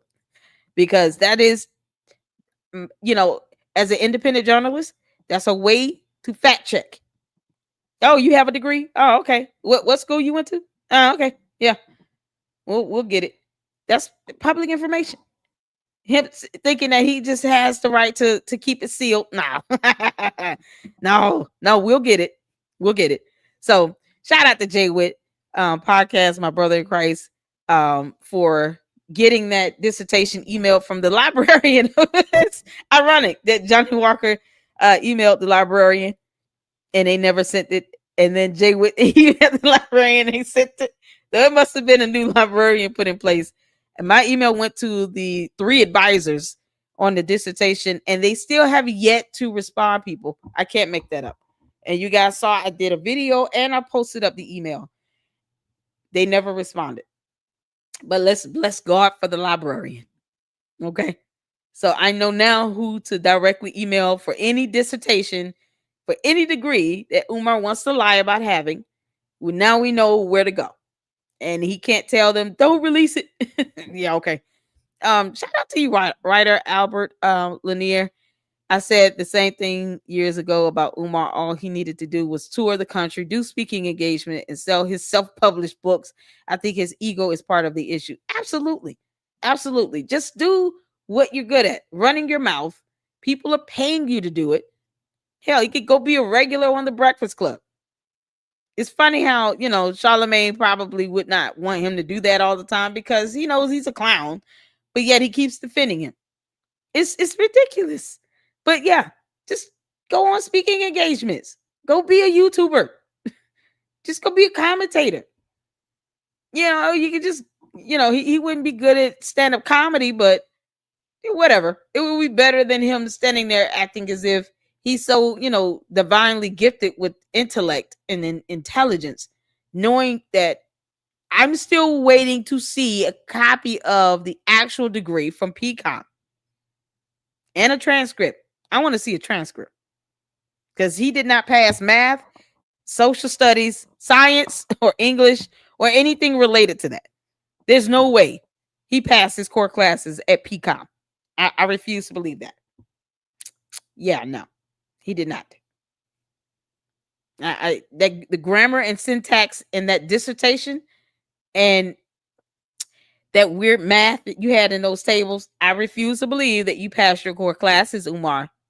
You Prince of Pan Crust Pizza. Thank you. Shout out to you, Kandia. My mods are fantastic. I have the greatest mods on YouTube for dropping the YouTube channel for Johnnie Walker Dread. And I miss Lanier. Manny, our chief receipts officer. Thank you all so much for tuning in. Is Lene still here? Because I want to go ahead and please email me, Lene Stacks. Email me. I'll do an interview with you on Monday if you're ready. Because we have to get to the bottom of this issue with the mother. She does not deserve to be treated the way she's being treated. And there are so many people concerned. It's disturbing that, Umar is not even allowing wellness checks or her other children to see her.